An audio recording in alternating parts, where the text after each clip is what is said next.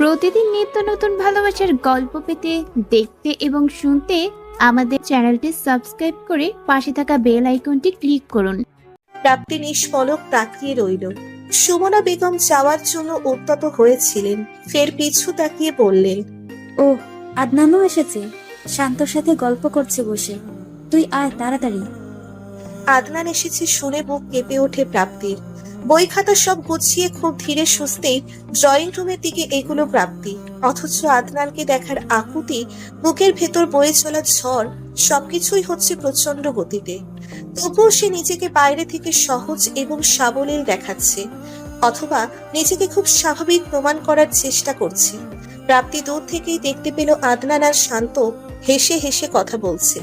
অচেনা কেউ দুজনকে এখন দেখলে ভেবেই বসবে যে দুই বন্ধু গল্প করছে, যাদের বন্ধুত্ব আবার ভীষণ গাঢ়। সুমনা বেগম ট্রে হাতে নিয়ে কিচেন থেকে বের হচ্ছিলেন। প্রাপ্তিকে দূরে দাঁড়িয়ে থাকতে দেখে জিজ্ঞেস করলেন, এখানে দাঁড়িয়ে আছিস কেন? তার কণ্ঠস্বরকে উদ্দেশ্য করেই আদনান এবং শান্ত দুজনেই প্রাপ্তির দিকে ফিরে তাকায়। প্রাপ্তিও একবার সেদিকে তাকিয়ে দৃষ্টি নামিয়ে নিল। এটা নিয়ে যা। প্রাপ্তির হাতে খাবারের ট্রে ধরিয়ে দিয়ে সুমনা বেগম ফের রান্নাঘরে চলে গেলেন। প্রাপ্তির হাত অস্বাভাবিকভাবে কাঁপছিল, এমনকি সামনে আগাতে গিয়ে খেয়াল হলো তার পাও কাঁপছে। অথচ এমনটা কেন হচ্ছে সেটা সে নিজেও বুঝতে পারছে না। সামনে গিয়ে সে চায়ের কাপ আগে শান্তর দিকে এগিয়ে দেয়। শান্ত কাপটি হাতে নিয়ে বলল, আপনার হাত কাঁপছে কেন? প্রাপ্তি অস্বস্তিতে একটু হাসার চেষ্টা করলো। শান্ত মৃদুভাবে প্রাপ্তির হাত ধরে পাশে বসালো, ক্ষীণ স্বরে জিজ্ঞেস করলো, অসুস্থ আপনি? চোখ মুখ এমন কেন? মনে হচ্ছে শরীর দুর্বল। না না না, ঠিক আছে আমি। বলে অন্য চায়ের কাপটি তুলতে যাওয়ার আগেই আদনান বলল, তুই বস, আমি নিয়ে নিচ্ছি। প্রাপ্তি কিছুটা স্থির হয়ে বসে রইল, অনেকটা কাঠের পুতুলের মতোই বলা চলে। সে না তাকিয়েও স্পষ্ট বুঝতে পারছিল চারচোরা তীক্ষ্ণ চোখ তাকেই জড়িত করছে। সে অস্বস্তিকর মুহূর্ত এড়াতে দুজনের উদ্দেশ্যেই বলল, চা তো ঠান্ডা হয়ে যাচ্ছে। দুজনে এবার চায়ের কাপে চুমুক দেয়। আদনান ওদেরকে স্পেস দিয়ে চায়ের কাপ নিয়েই রান্নাঘরে সুমনা বেগমের কাছে চলে যায়। শান্ত তখন বলে, আপনি কি কোনো কিছু নিয়ে চিন্তিত? আমি কই না তো। তাহলে এমন লাগছে কেন? ঠিক মতো খাওয়া দাওয়া বোধহয় করছেন না। না আসলে সামনে পরীক্ষা তো, তাই আর কি। পরীক্ষা তো কি হয়েছে, খাওয়া দাওয়া সব বাদ দিয়ে শুধু টেনশন করলেই হবে? প্লিজ প্রাপ্তি, নিজের যত্ন নেবেন। প্রাপ্তি তাকিয়ে হাসার চেষ্টা করলো। প্রত্যুত্তরে শান্ত ও মৃদু হাসে। সে পাশ থেকে একটা প্যাকেট নিয়ে বলে, এটা আপনার জন্য। কি আছে এখানে? প্যাকেট হাতে নিয়ে জানতে চাইলো প্রাপ্তি। শাড়ি। হঠাৎ শাড়ি কেন? মনে হলো শাড়িটিতে আপনাকে অনেক মানাবে। আপনার পছন্দ না হলে পরার দরকার নেই। প্রাপ্তির শাড়িটা না দেখেই শান্তর মন রক্ষার্থে বলল, অবশ্যই পছন্দ হবে, আর শাড়িটা আমি পরবো। শান্ত হেসে বলল। My pleasure. এরপর সে হাত ঘড়িতে সময় দেখে বলল, এখন আমার যেতে হবে, একটা কাজ আছে। খেয়ে যাবেন না? অন্য আরেকদিন। শান্ত সুমনা বেগমের থেকে বিদায় নিয়ে চলে যায়। যাওয়ার আগে আদনানকেও বলে যায় যোগাযোগ রাখার জন্য।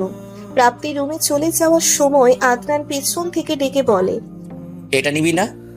প্রাপ্তি পিছু ফিরে তাকায়। আদনানের হাতে শাড়ির প্যাকেট। সে একটা দীর্ঘশ্বাস নিয়ে আবার এগিয়ে আসে। আদনান ততক্ষণে প্যাকেট খুলে শাড়িটা বের করে উচ্ছ্বসিত কণ্ঠে বলে, ওয়াও। প্রাপ্তি নিশ্চুপ হয়ে দাঁড়িয়ে রয়েছে। আদনান ফের বলল, শাড়িটা ভীষণ সুন্দর হয়েছে রে প্রাপ্তি, তোকে দারুণ মানাবে। প্রাপ্তি কোনো প্রকার বাক্য বিনিময় না করে নিজের রুমে ফিরে আসে। আদনানও চাই পিছু পিছু। এভাবে চলে আসলি কেন? জানতে চাইলো আদনান। প্রাপ্তি কিছু না বলে খাটের ওপর থেকে বইগুলো নিয়ে স্টাডি টেবিলে রাখছিল। উত্তর না পেয়ে প্রাপ্তিকে টেনে আয়নার সামনে দাঁড় করায় আদনান। বিরক্তিতে প্রাপ্তি সরে যেতে চাইলে আদনান পেছন থেকে শাড়িটি প্রাপ্তির মাথায় দিয়ে মুখটা আয়নার দিকে ধরে বলে, দেখি না একবার, সত্যি তোকে কত সুন্দর লাগছে শাড়িটিতে। আয়নার দিকে তাকাতে বিরক্তিতে কুঁচকে থাকা চোখ মুখ স্বাভাবিক হয় তার। মাথার ওপর থাকা সোনালি পাড়ের আকাশি শাড়িটি তার নজর কাড়েনি। তার দৃষ্টি তো আটকে আছে আদনানের হাস্য উজ্জ্বল মুখটির দিকে। সে বুকের ভেতর প্রচন্ড চিনচিনে ব্যথা অনুভব করে, কোনো কিছু না ভেবেই বলে ফেলে, ভালোবাসি ভালোবাসি আদনান। আদনানের হাসি হাসি মুখটা নিভে যায় যেন। শাড়িটি রেখে সরে দাঁড়ায়। প্রাপ্তি মাথা নত করে চোখের পানি লুকানোর চেষ্টা করছে। পরক্ষণেই আদনান হাসতে হাসতে বলে, বাপরে, শান্ত ভাইয়াকে এখনই এত ভালোবাসিস? প্রাপ্তি চোখ তুলে তাকায় আদনানের দিকে, কিন্তু অবাক হয় না। সে তো আদনানকে চেনে, তার এই স্বভাবও সে জানে। তাই শাড়িটি বিছানার ওপর রেখে আবারও বইগুলো হাতে নেয়। আদনান বলে, তুই আমাকে এমন ইগনোর করছিস কেন? ইগনোর কেন করব? অবশ্যই ইগনোর করতেছিস। তোমার কেন মনে হচ্ছে আমি তোমায় ইগনোর করছি? তোর ব্যবহারে। ও আচ্ছা। কি আশ্চর্য, কথা বলার ধরনও কেমন পাল্টে গেছে তোর। প্রাপ্তি এবার আদনানের দিকে তাকিয়ে স্মিত হেসে বলে, এই জীবনের সবচেয়ে গুরুত্বপূর্ণ মানুষটাকেই পাল্টে যখন অন্য একজনের হতে হচ্ছে, তখন কথা আর এমন। আদনান বুঝতে না পেরে বলল, মানে কি বললি কিছুই বুঝলাম না। কিছু বলিনি। এঙ্গেজমেন্টের অনুষ্ঠানে আসনি কেন? ও তুই এজন্য রেগে আছিস? কাজের খুব প্রেশার ছিল রে। এখন হঠাৎ এলে কেন? একটা চাকরির ইন্টারভিউ দিতে। চাকরিটা যদি হয়ে যায় তাহলে ঢাকাতেই চলে আসবো। তাহলে তোমার পড়াশোনা? পরীক্ষার সময় গিয়ে পরীক্ষা দিয়ে আসবো। ফ্রেন্ডের বাসায়ও থাকতে পারবো ওই কয়েকটা দিন। ওটা নিয়ে কোনো সমস্যা হবে না।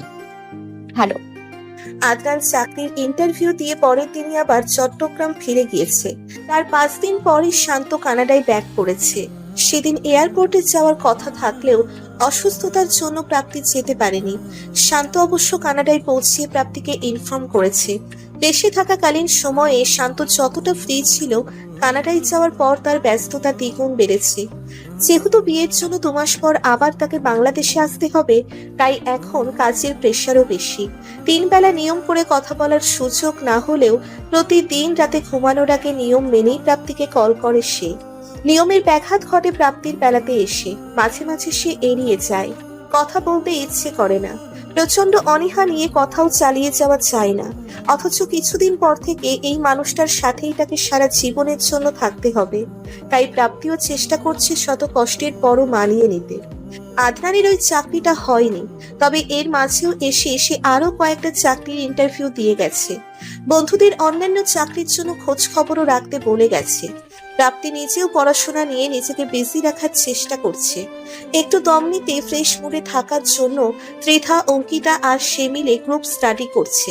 কখনো নিজের বাসায়, আবার কখনো 2 বান্ধবীর বাসায়। আজ ত্রিধার বাসায় গিয়েছিল গ্রুপ স্টাডি করার জন্য। সন্ধ্যা হওয়ার আগেই সে বাড়িতে ফিরে আসে। বাড়ি ফিরে ফিরোজ ইসলামকে বাসায় দেখে একটু অবাকই হয়, কেননা তার বাবা ভীষণ ব্যস্ত মানুষ এবং পরিশ্রমী। ছোটবেলা থেকেই পরিশ্রম করে আসছে লোকটি, এখনো ক্ষান্ত হয়নি। চাকরির পাশাপাশি একটা ব্যবসাও করে সে। তার অদম্য পরিশ্রমের ফলেই প্রাপ্তি এবং সবাই আরামায়েশে জীবনযাপন করতে পারছে। সুমনা বেগম শিক্ষিত মেয়ে। প্রাপ্তি হওয়ার আগ অব্দি একটা স্কুলে চাকরি করলেও প্রাপ্তি পেটে আসার পর ফিরোজ ইসলাম আর তাকে কাজ করতে দেননি। সুমনা বেগমের হাত ধরে অনুরোধ করে নরম স্বরে বলেছিলেন, সুমনা, তোমার সকল স্বপ্নকে আমি সম্মান করি। সবসময় আমি তোমার পাশে ছিলাম, এখনো আছি আর ভবিষ্যতেও থাকবো। কিন্তু তোমার কাছে আমার একান্তই অনুরোধ, তুমি এখন আর বাইরে কোনো কাজ করো না। আমাদের সন্তানকে সময় দাও, কি সময় কাটাও প্লিজ। সুমনা বেগম রাজি হয়েছিলেন। প্রাপ্তি হওয়ার পরও ফিরোজ ইসলাম তাকে কাজ করতে নিষেধ করেছিলেন, কারণ তিনি চাননি তার সন্তান বাবা মা উভয়েরই অনুপস্থিতিতে বড় হোক। যেহেতু ফিরোজ ইসলাম কাজের জন্য সব সময় বাইরেই থাকেন, সেহেতু প্রাপ্তিকে সার্বক্ষণিক সময় দেওয়ার জন্য সুমনার প্রাপ্তির কাছে থাকা উচিত। সুমনা বেগমও কোনো প্রকার জেদ করেনি। তিনি মন প্রাণ সবকিছু স্বামী, সংসার আর সন্তানের জন্যই উজাড় করে দিয়েছেন। এসব কথা প্রাপ্তি তার মায়ের থেকেই শুনেছিল। আগে প্রায় পুরনো কথা উঠলে সুমনা বেগম তার সুখকর অতীতের ঘটনাগুলো মেয়েকে শোনাতেন। প্রাপ্তি তার বাবার পাশে বসে জিজ্ঞেস করলো, আব্বু কি হয়েছে? এতক্ষণ চিন্তিত ভঙ্গিতে বসেছিলেন তিনি। প্রাপ্তির উপস্থিতি টের পেয়ে বললেন, কিছু না তো, কখন এলি মা? মাত্রই। বলো কি হয়েছে? তোমাকে এত চিন্তিত লাগছে কেন? তেমন কিছু না, শরীরটা একটু খারাপ লাগছে। লাগবেই তো। নিজের শরীরের তো কখনো একটু যত্ন নাও না। সুমনা বেগম শরবতের গ্লাস এনে ফিরোজ ইসলামের হাতে তুলে দেন। অভিযোগের সুরে মেয়ের উদ্দেশ্যে বলেন, তুই বল কিছু। আমার কথা তো তিনি কখনো দামও দেন না। আহা, মেয়ের সামনে কি ছেলে মানুষই শুরু করলে? গ্লাসের শরবতটুকু এক চুমুকে শেষ করে বললেন ফিরোজ ইসলাম। এরপর মেয়ের মাথায় হাত বুলিয়ে জিজ্ঞেস করলেন, তোর পরীক্ষা কবে থেকে রে মা? সামনের সপ্তাহ থেকে। মন দিয়ে পড়, ভালো করে পরীক্ষা দিবি, কেমন? যা গিয়ে এখন একটু রেস্ট কর। প্রাপ্তি আর কথা বাড়ালো না, চুপচাপ নিজের রুমে চলে যায়। একটুখানি রেস্ট নিয়ে সন্ধ্যার নাস্তা করে আবার পড়তে বসে। পরের দিন থেকেই তার মনে হতে থাকে বাড়ির হাওয়া একটু যেন কেমন পাল্টিয়েছে। বাবার সঙ্গে সঙ্গে মাকেও কেমন চিন্তিত দেখাচ্ছে। সে মাকে বারংবার জিজ্ঞেস করে, কুচিও কোনো কথা পেট থেকে বের করতে পারেনি। সতর্কতার সাথে সুমনা বেগম প্রাপ্তির প্রশ্নগুলো এড়িয়ে গিয়ে বলতেন, তুই অযথা চিন্তা করছিস, কিছুই হয়নি, তুই গিয়ে পড়তে বস। প্রাপ্তির বুঝতে কষ্ট হতো না যে বাবা মা তার থেকে কিছু লুকাচ্ছে, কিন্তু কি লুকোচ্ছে সেটাই বুঝতে পারছে না। উপায় অন্তরহীন হয়ে সে মামা মামির কাছে যায়, তবে তাদের থেকেও সে আশাজনক কিছু জানতে পারেনি। এদিকে তার পরীক্ষাও শুরু হয়ে যায়। আপাতত সে বহিরাগত সব চিন্তা ভাবনা বাদ দিয়ে পরীক্ষায় ফোকাস করার চেষ্টা করে। কয়েকটা পরীক্ষা শেষ হওয়ার পরই সে হাওয়া বদলের আভাস একটু একটু করে পেতে শুরু করে। প্রায়ই বাড়িতে লোকজন আসছে, সে রুম থেকে ফিসফিসানির কথা শুনতে পায়। এদের মধ্যে সে কাউকে কাউকে চেনে, আবার কেউ কেউ অচেনা। ঘন ঘন এই লোকগুলো কেন আসছে বাড়িতে সে কিছুতেই বুঝতে পারছে না। আজ বাড়িতে যে মধ্যবয়স্ক লোকটা এসেছে তাকে প্রাপ্তি চেনে। বেশ চেঁচামেচির শব্দ শুনেই সে পড়ার টেবিল ছেড়ে দৌড়ে ড্রয়িং রুমে যায়। এই লোকটার সাথে তার বাবার খুব সদ্ভাব ছিল। প্রাপ্তি তাকে মামা বলে ডাকে। এই লোক এমন উঁচু গলায় বাবার সাথে কেন কথা বলছে তাহলে? প্রাপ্তিকে দেখা মাত্রই সুমনা বেগম কড়া দৃষ্টিতে তাকিয়ে ভেতরে যেতে বলেন। প্রাপ্তি তবুও সেখানে ঠায় দাঁড়িয়ে থাকে। বাধ্য হয়ে সুমনা বেগম প্রাপ্তির হাত ধরে টেনে রুমে এনে দরজা বাইরে থেকে লাগিয়ে দেয়। সম্পূর্ণ ঘটনা প্রাপ্তির কাছে ভীষণ অদ্ভুত মনে হচ্ছে। সবাই মিলে তার থেকে কি লুকানোর চেষ্টা করছে? বাবার সাথে করা খারাপ আচরণগুলো বারবার মনে হতে থাকে তার। কান্না পাচ্ছে ভীষণ। সে কিছুতেই পড়ায় মনোযোগ দিতে পারছে না। এখনো তার দুটো পরীক্ষা বাকি আছে। সুমনা বেগম সন্ধ্যায় যখন প্রাপ্তিকে নাস্তা দিতে আসেন, তখন প্রাপ্তি দেখতে পায় তার চোখ মুখ ফুলে লাল হয়ে আছে। প্রাপ্তি মায়ের হাত চেপে ধরে, প্রচন্ড জেদ ধরে সত্যিটা জানার জন্য। বরাবরের মতো এবারও সুমনা বেগম প্রাপ্তিকে এড়িয়ে যায়। এসব ট্রমা আর প্রাপ্তি নিতে পারছিল না। চিন্তায় চিন্তায় ভেতর থেকে শেষ হয়ে যাচ্ছিল। মাথা ব্যথা শুরু হয়ে যায়। কোনো রকম ভাবে নেক্সট পরীক্ষাটা দেয়। তবে এই পরীক্ষাটি তার গত হওয়া পরীক্ষাগুলো থেকে অনেক খারাপ হয়েছে। একবার মনে হয়েছে আদনান কিংবা শান্তর কাছে জানতে চাইবে ওরা কিছু জানে কিনা। পরক্ষণেই মনে হলো কি হয়েছে অথবা কি হচ্ছে এসব বাড়িতে থেকেও প্রাপ্তি জানতে পারছে না।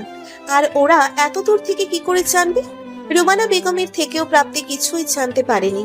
ভালোবাসার ডিপ্রেশন পেরিয়ে এবার যেন পারিবারিক ডিপ্রেশন তাকে পেয়ে বসলো। বাবা মায়ের লুকিয়ে কান্না করা, কষ্ট পাওয়া, এগুলো প্রাপ্তি সহ্য করতে পারে না। কারো চেয়ে ভীষণ কষ্ট হয়। এমন কি হয়ে গেছে হঠাৎ করে? কেন বাবা মা তাকে কিছুই বলছে না? লাস্ট পরীক্ষা দিয়ে নানান রকম চিন্তা ভাবনা করতে করতে সে ত্রিধা আর অঙ্কিতার সাথে বাড়ি ফিরছিল। বাড়ির সামনে বাজারে রিক্সা থেকে নেমে বেশ জটলা দেখতে পায়। দূর থেকে সে ফিরোজ ইসলামকেও দেখতে পায়। একজন লোক অকথ্য ভাষায় কথা শোনাচ্ছে ফিরোজ ইসলামকে, আর তিনি মাথা নত করে দাঁড়িয়ে রয়েছেন। প্রাপ্তি দৌড়ে গিয়ে তার বাবাকে জড়িয়ে ধরে। হঠাৎই সে কান্না করে ফেলে। ভিড়ের মধ্যে এখানে মেয়েকে দেখে দিশেহারা হয়ে পড়েন ফিরোজ ইসলাম। ত্রিধা আর অঙ্কিতাকেও সেখানে দেখে তিনি ওদেরকে বলেন প্রাপ্তিকে এখান থেকে নিয়ে যেতে। কিন্তু প্রাপ্তি তো কিছুতেই এখান থেকে যাবে না তার বাবাকে রেখে। উপস্থিত কয়েকজন গণ্যমান্য ব্যক্তি ঘটনাটি প্রত্যক্ষ করে অকথ্য ভাষায় কথা বলা লোকটির উদ্দেশ্যে বলেন, আচ্ছা এখন যাও, এসব বিষয়ে পরে কথা বললো, মাইয়াটা কাঁদতেছে। লোকটি থামলো তো ঠিকই, কিন্তু যাওয়ার আগে ফিরোজ ইসলামকে টাকার জন্য শাসিয়েও গেল। প্রাপ্তি তখনও কাঁদছিল। এত মানুষের সামনে অপমানিত হয়ে ফিরোজ ইসলামের চোখেও পানি টলমল পড়ছিল। যারা আগে তাকে সালাম দিয়ে কথা বলতো তারাই এখন তার দুঃসময়ে যা তা বলে যাচ্ছে। সময়গত কিছুই না বদলে দেয়। প্রাপ্তির বাবার শোরুমে টিভি, ফ্রিজ এসবের বিজনেস ছিল। এতদিন সবকিছু ঠিকঠাক থাকলেও হঠাৎ করেই সে লসের মুখে পড়তে থাকে। ধার দেনা করা শুরু করে তখন। এতে লাভ হওয়ার বদলে লস হয়ে যায় দ্বিগুণ। শোরুমের দোকান বন্ধ হয়ে যায়, চারদিকে শুধু ঋণ। সব মিলিয়ে প্রায় 2.5 কোটি টাকার ঋণ রয়েছে মানুষজনের কাছে। নির্দিষ্ট একটা সময়ও সে চেয়ে নিয়েছিল, তবে এতগুলো টাকা সে জমাতে পারেনি আর শোধও করতে পারেনি। ব্যাংকে 6 লক্ষ টাকা আছে, সেগুলো সে প্রাপ্তির বিয়ের জন্য তুলে রেখেছে। এদিকে প্রাপ্তির পরীক্ষা বলে কেউই প্রাপ্তিকে এসব ঘটনা জানতে দেয়নি। এদিকে পাওনাদাররা টাকা না পেয়ে ফিরোজ ইসলামের ওপর চড়াও হয়ে উঠেছে। প্রত্যহ তারা বাড়িতে, রাস্তাঘাটে ফিরোজ ইসলামকে কথা শুনিয়ে যাচ্ছে। ঋণ শোধ করার জন্য এতগুলো টাকা কেই বা তাকে দেবে? সব শেষে জানা গেল এই ঘটনা প্রাপ্তি আর পাত্রপক্ষ ব্যতীত সবাই জানতো। আসাদ রহমান কিংবা আদনানের কাছেও এত টাকা নেই যে তারা কেউ সাহায্য করবে। ব্যক্তিগতভাবে আসাদ রহমান এমনিতেই প্রাপ্তির পরিবারকে পছন্দ করে না, তাই যতটুকু সাহায্য করা যায় ততটুকুও করতে নারাজ সে। গোপনে রোমানা বেগম তার কাছে জমানো 50,000-এর মতো টাকা সুমনা বেগমের হাতে তুলে দিয়েছেন। আদনানও নিজের জমানো 90,000-এর মতো টাকা পাঠিয়েছে। তবে এসব টাকা ঋণের তুলনায় কিছুই না। কথা তো আর লুকিয়ে থাকে না, ছেলের পরিবারের কানেও কথাগুলো চলে যায়। শান্ত সব জেনে 1.5 লক্ষের মতো টাকা পাঠাতে চায়, তবে ফিরোজ রহমান শান্তর টাকা নিতে অস্বীকৃতি জানান। বিষয়টা খুবই খারাপ দেখায়। শান্ত আশ্বস্ত করে বলে পরবর্তীতে সব ঠিকঠাক হলে টাকাগুলো তাকে ফিরিয়ে দিলেই হবে। এভাবে সে কিছু টাকা জমাতে সক্ষম হলেও এখনো অনেক টাকা বাকি। কি করবে না করবে কিছুই বুঝতে পারছিলেন না। সেই সময় প্রাপ্তি এবং সুমনা বেগম বাড়িটা বিক্রি করে দিতে বলেন। হাতে যেই টাকাগুলো আছে আর বাড়ি বিক্রির টাকা দিয়ে ঋণ শোধ করা হয়ে যাবে। একবার ব্যাংক থেকে লোন নেওয়ার কথা ভাবলেও মা মেয়ে এই সিদ্ধান্ত বাতিল করে দেয়। যেহেতু মাথার ওপর একটা ছাদ এখনো রয়েছে, তাই অন্যত্র নতুন করে ঋণী হওয়ার দরকার নেই। ফিরোজ ইসলাম প্রথম দিকে বাড়ি বিক্রি করতে নারাজ হলেও এক পর্যায়ে পরিস্থিতি প্রাপ্তি ও সুমনার কথায় রাজি হয়ে যায়। বাড়ি বিক্রির টাকা দিয়ে ঋণ শোধ করলেও এদিকে তাদের জন্য নতুন কিছু যে অপেক্ষা করছিল সেটা এই পরিবার আন্দাজও করতে পারেনি। প্রাপ্তিরা এখন একটা ভাড়া বাসায় থাকে। সকলের থেকে অনেকটাই নিজেদের গুটিয়ে নিয়েছে তারা। একদিন ছেলের বাড়ি থেকে ফোন আসে, তারা স্পষ্টভাবে জানিয়ে দেয় এই বিয়ে হবে না। নিজেদের একটা বাসস্থান নেই এমন ভাসমান পরিবারের মেয়েকে তারা ছেলের বউ করতে পারবে না, কেননা শান্তদের স্টেটাস আর প্রাপ্তিদের স্টেটাস এখন আর এক নয়। এই কথা শুনে ফিরোজ ইসলাম আর সুমনা বেগমের মাথায় আকাশ ভেঙে পড়ে। তারা শান্তর বাড়িতে গিয়ে ওর বাবা মায়ের কাছে অনেক অনুরোধ করে বিয়েটা যাতে তারা না ভেঙে দেয়, কিন্তু তারা তাদের সিদ্ধান্তে অটল। তারা অন্যত্র মেয়ে দেখছে এবং সেখানেই শান্তির বিয়ের কথাবার্তা চলছে। এই প্রস্তাবে শান্তরও কোনো দ্বিমত নেই। অসহায় হয়ে শূন্য হাতে বাড়িতে ফিরে ফিরোজ ইসলাম আর সুমনা বেগম। মেয়ের বিয়ে ভাঙার কারণ হিসেবে বারবার নিজেকে দোষী বলতে থাকেন ফিরোজ ইসলাম। সে কোনোভাবেই নিজেকে ক্ষমা করতে পারছিলেন না। এলাকায় এবার আরো একটা বদনাম রটে গেল। মেয়ের বদনাম যে বাবা হয়ে সহ্য করা যায় না। প্রাপ্তি চুপচাপ ছিল এতদিন, সে এবার বাবা মায়ের রুমে যায়। বাবার হাত ধরে শান্ত কণ্ঠে বলে, কাঁদো কেন তুমি? ফিরোজ ইসলামের কান্না বাড়ে। মেয়েকে জড়িয়ে ধরেন তিনি। তন্তনরত স্বরে বলেন, মারে, আমি যদি একবারও জানতাম বাড়ি বিক্রির জন্য তোর বিয়েটা ভেঙে যাবে, তাহলে জীবন থাকতে এই বাড়িটা বিক্রি করতাম না। প্রাপ্তি শক্ত করে বাবাকে জড়িয়ে ধরে বলে, তুমি কেঁদো না বাবা, যা হয় ভালোর জন্যই হয়। প্রাপ্তি মামা মামি সবাই তাদেরকে বুঝ দেওয়ার চেষ্টা করে। পরের দিনই প্রাপ্তি ব্যাংক থেকে 1.5 লক্ষ টাকা তুলে শান্তকে পাঠিয়ে দেয়। সাথে ফোনে একটা টেক্সট করে, দুঃসময়ে সাহায্য করার জন্য, পাশে দাঁড়ানোর জন্য ধন্যবাদ। আপনার টাকাগুলো পাঠিয়ে দিয়েছি, চেক করে দেখবেন। এর থেকে একটা বেশিও কথা সে লেখেনি। এমনকি বিয়ের প্রসঙ্গেও সে কোনো কথা বলেনি, কিছু জিজ্ঞেসও করেনি। এলাকার অনেকের অনেক ধরনের কথা শুনে প্রাপ্তি কোনো কিছুতে কান দেয় না। শহরে অবশ্য বিয়ে ভাঙা নিয়ে তেমন মুখরোচক গল্প হয় না। প্রাপ্তির দাদা দাদি জীবিত নেই, তাদের আর্থিক অবস্থাও সচ্ছল ছিল না। যেটুকু সম্পত্তি ছিল দাদা দাদির মৃত্যুর পর 3 ভাইরা মিলে ভাগ করে নিয়েছে। ফিরোজ ইসলাম নিজের ভাগের জমিটুকু বিক্রি করে টাকা নিয়ে এসেছিল। এরপর একটু একটু করে টাকা জমিয়ে সেই বাড়িটা করেছিল। কত স্মৃতি আর কত হাড় ভাঙা পরিশ্রমের ফল ছিল ওই বাড়িটা, তা ফিরোজ ইসলামের চেয়ে ভালো অন্য কেউ জানে না। চাচারা বিয়ে ভাঙার খবরটি শুনেছেন, তবে খুব একটা মাথা ঘামায়নি। শুনতে খারাপ লাগলেও সত্য, ওই দুঃসময়ে তারা একটা কানা করে দিয়েও সাহায্য করেনি। এমনও নয় যে তাদের আর্থিক অবস্থা ভালো নয়, বরং ফিরোজ ইসলামের চেয়ে তার বাকি দুই ভাইয়ের আর্থিক অবস্থা অনেক বেশি ভালো। চাইলেই হয়তো তারা সাহায্য করতে পারত, কিন্তু করেনি। এসব ভাবলেই বুক চিরে একটা ভারী দীর্ঘশ্বাস বেরিয়ে আসে। প্রাপ্তি নিজের খরচ চালানোর জন্য বাবার অগোচরে কয়েকটা টিউশনি করাচ্ছে। বাবা জানলে কখনোই করতে দেবে না। টিউশনিগুলো বাড়িতে গিয়ে পড়াতে হয়, এক একটা বাড়িও অন্য বাড়ি থেকে দূরে। রিক্সা করে না গিয়ে বেশিরভাগ সময় সে পায়ে হেঁটেই যায়। মেয়ের এমন কষ্টের কথা জানতে পারলে ফিরোজ ইসলাম সহ্য করতে পারবেন না। প্রাপ্তি তার বাবা মাকে বোঝায় একদিন সব ঠিক হয়ে যাবে, তাদের সুসময় আবারও ফিরে আসবে। মাসের শেষের দিকে আদনান একেবারে ঢাকায় চলে আসে। এখন থেকে সে এখানেই চাকরি করবে। প্রাপ্তির বিয়ে ভাঙার খবর, বাড়ি বিক্রির খবর সবই সে শুনেছিল। সব জেনেও সে আসতে পারেনি, ইচ্ছে করেই আসেনি এমন খারাপ সময়ে যে সে ওদের জন্য কিছুই করতে পারবে না। সামনে থেকেই ওই অসহায় মুখগুলো সে দেখতে পারতো না। বাড়িতে ফিরে প্রাপ্তিদের বাড়ির দিকে তাকাতেই বুকটা কেমন মোচড় দিয়ে ওঠে। বাড়ির রং পাল্টানো হয়েছে, এছাড়া বাকি সব কিছুই আগের মতো রয়েছে। সব ঠিক আছে, শুধু প্রাপ্তিরা আর নেই। দুপুরের দিকে রুমানা বেগমের থেকে প্রাপ্তিদের ভাড়া বাড়ির ঠিকানা নিয়ে বের হয়। বড্ড খারাপ লাগছিল তার। কোন মুখে সে প্রাপ্তির সামনে দাঁড়াবে? প্রাপ্তি কি তাকে ঘৃণা করে? করারই কথা। খারাপ সময়ে যারা পাশে থাকে না, তারা আবার কিসের বন্ধু? বাড়িতে গিয়ে শুধু সুমনা বেগমকে পাওয়া গেল। বাসাটা মোটামুটি ধরনের বলা যায়। আদনানকে দেখে সুমনা বেগম ভীষণ খুশি হয়। ওকে বসতে দিয়ে তিনি চা বিস্কুট নিয়ে আসেন। কথায় কথায় সেই অতীতের প্রসঙ্গ আসে। সন্তর্পণে চোখের পানি মুছেন তিনি।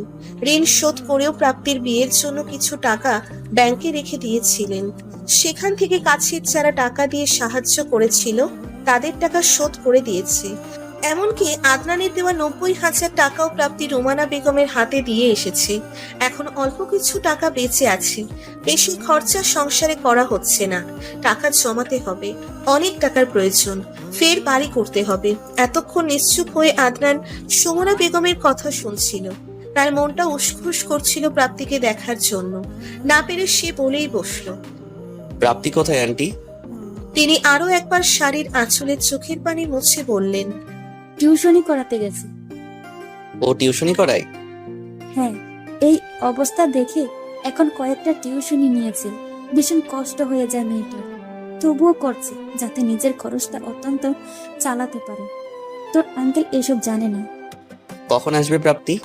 ওর আসতে আসতে সন্ধ্যা হবে। তোর কি তাড়া আছে আজ? না থাকলে থেকে যা, আমি রান্না বান্না করি। রাতে একদম খেয়ে তারপর যাস। আচ্ছা। দুপুরে খেয়েছিলি? হ্যাঁ। তোমার ভাই ভাবি তারা কোথায় থাকে এখন? ওরা পাশের বাড়িতে থাকে। তুই টিভি দেখ। কিছুক্ষণ টিভি দেখে কিছুক্ষণ ফোন চেপে সময় পার করে আদনান। সন্ধ্যার আজানের সময় প্রাপ্তি আসে। দরজায় নক করার শব্দ শুনে আদনান নিচে গিয়েই দরজা খুলে দেয়।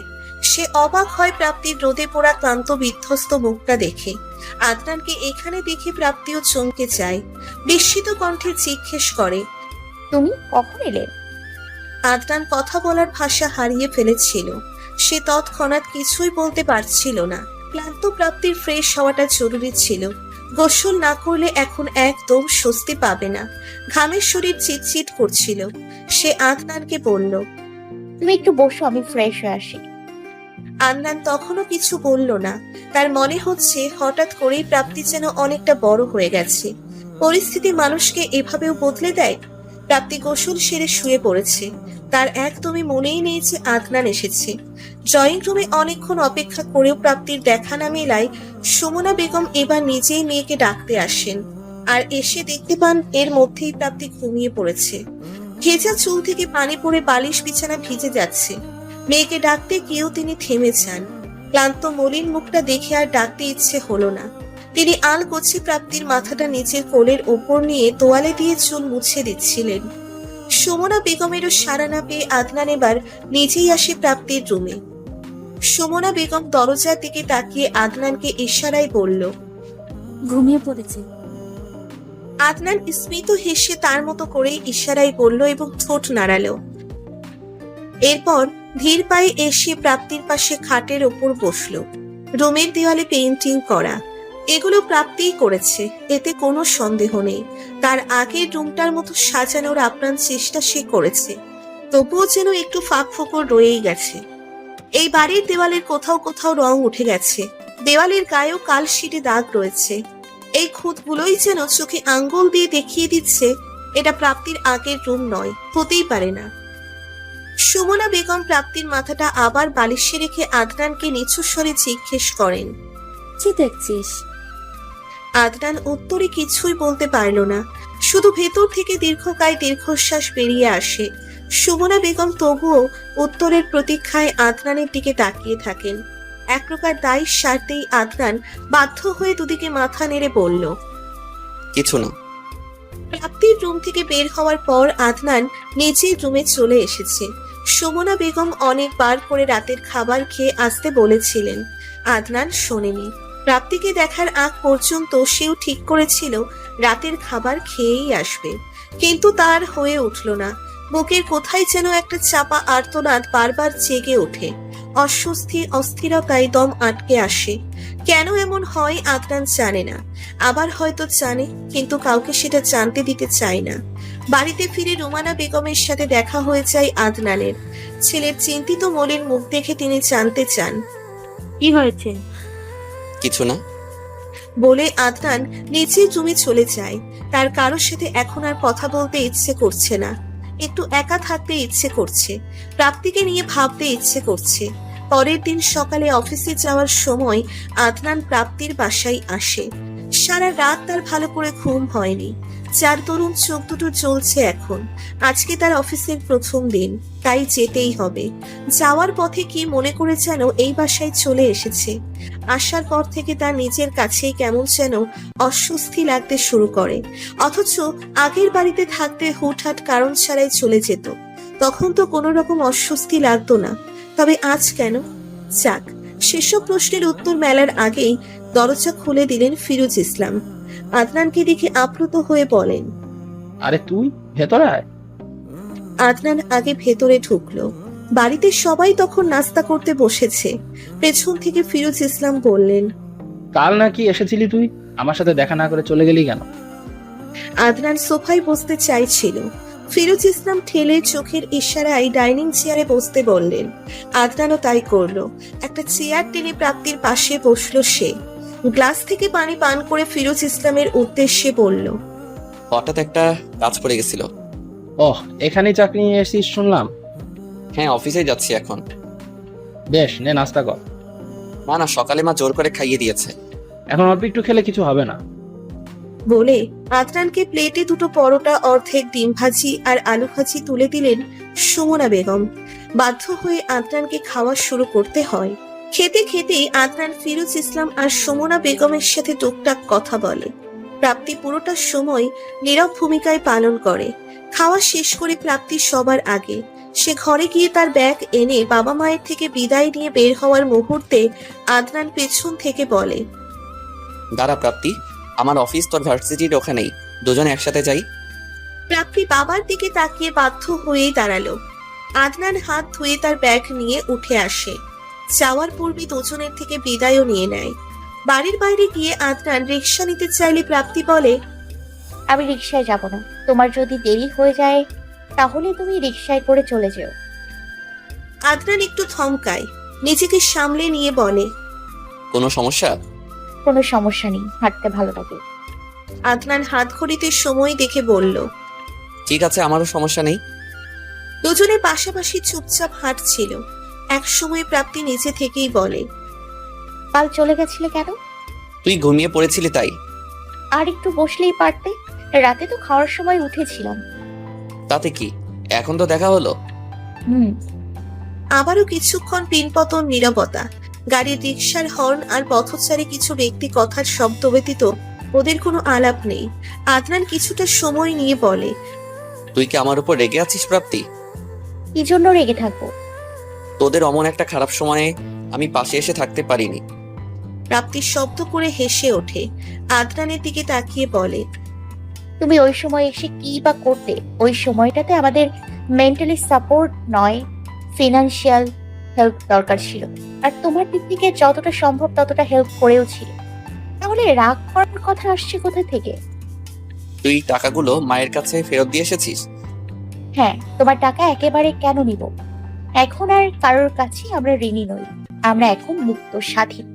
যতটুকু অর্থ ও সামর্থ্য আছে ততটুকুর মধ্যেই নিজেদের চাহিদা মেটাই। তুই অনেক বড় হয়ে গেছিস প্রাপ্তি। প্রাপ্তি রহস্যময় হাসি দিয়ে বলে।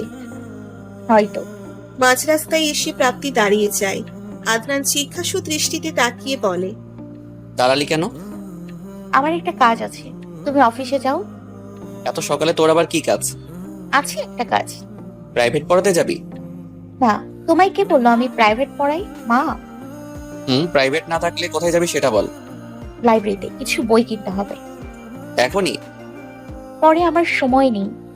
কি কি বই আনতে হবে আমায় লিস্ট করে দিস, আমি এনে দেব। কেন? আবার কেন কি? আমি বলেছি তাই। একটা দীর্ঘশ্বাস নিয়ে বলল, ঠিক আছে। এখন রিক্সা নেই, তোকে নামিয়ে দিয়ে আমি অফিসে যাব। আমার তো এখন ক্লাস নেই, দ্বিতীয় বর্ষের ক্লাস এখনো শুরু হয়নি। তাহলে তুই এত সকালে বের হয়েছিস কেন? ফ্রিধার বাসায় যাব, ওখানে কিছুক্ষণ থেকে প্রাইভেট পড়াতে যাব। আদনান কিছুক্ষণ ওর মুখের দিকে তাকিয়ে থেকে বলল, ঠিক আছে। এরপর সে হাত নাড়িয়ে একটা রিকশা থামায়।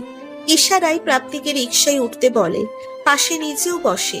রিকশা চলতে শুরু করলে প্রাপ্তি বলে, তুমি কি এখন ফ্রিধার বাসায় যাবে? তোকে নামিয়ে দিয়ে আসবো। এত কষ্ট করার কিন্তু দরকার ছিল না। তোর কাছে এটা কষ্ট মনে হচ্ছে? তা নয় তো কি? আমার তো মনে হচ্ছে না। তোর সঙ্গ ভালো লাগছে তাই যাচ্ছি। কি ব্যাপার বলো তো?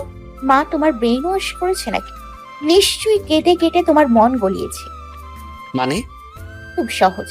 একই তো ফ্যামিলি ক্রাইসিস, তার উপর আমার বিয়েটাও ভেঙে গেল। সব মিলিয়ে তো ভালো একটা প্রেশার যাচ্ছে আমার উপর। এর জন্য আমি হয়তো ডিপ্রেশনে আছি, এমনটা মা ভাবে আর কি। তাই হয়তো তোমায় বলেছে আমায় একটু সময় দিতে, স্বাভাবিক করতে। আদনান রাগেশ্বরী মৃদু ধমক দিয়ে বলে, বাজে কথা বলবি না একদম। তোকে নতুন করে আমি কি স্বাভাবিক করব? তুই আগের চেয়ে অনেক বেশি ম্যাচিউর হয়ে গেছিস। আর আন্টি মোটেও আমাকে এসব কিছু বলেনি। অযথা উল্টাপাল্টা চিন্তা করবি না, আর আমারও মেজাজ খারাপ করবি না। আরে রেগে যাচ্ছ কেন? তুই কথাই বলেছিস রাগ করার মতো। আচ্ছা সরি। তোমার হুড়পুরি একটা গল্প বলো শুনি, অনেক দিন হয়েছে শোনা হয় না। মুড নেই এখন। নাকি হুড়পুরি নেই? ওর থাকবে না কেন? ও আমারই থাকবে। ও আচ্ছা। স্মিত হাসল প্রাপ্তি। কয়েক সেকেন্ড পর আদনানের ডাক, প্রাপ্তি, হুম। রায়হানের সাথে তোর আর কথা হয়?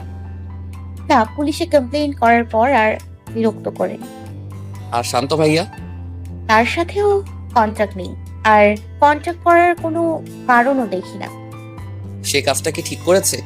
বেঠিকের তো কিছু দেখছি না। আমরা প্রত্যেকেই প্রত্যেকের জায়গা থেকে সঠিক থাকতে চাই। একটা সত্যি কথা বলবি? কি?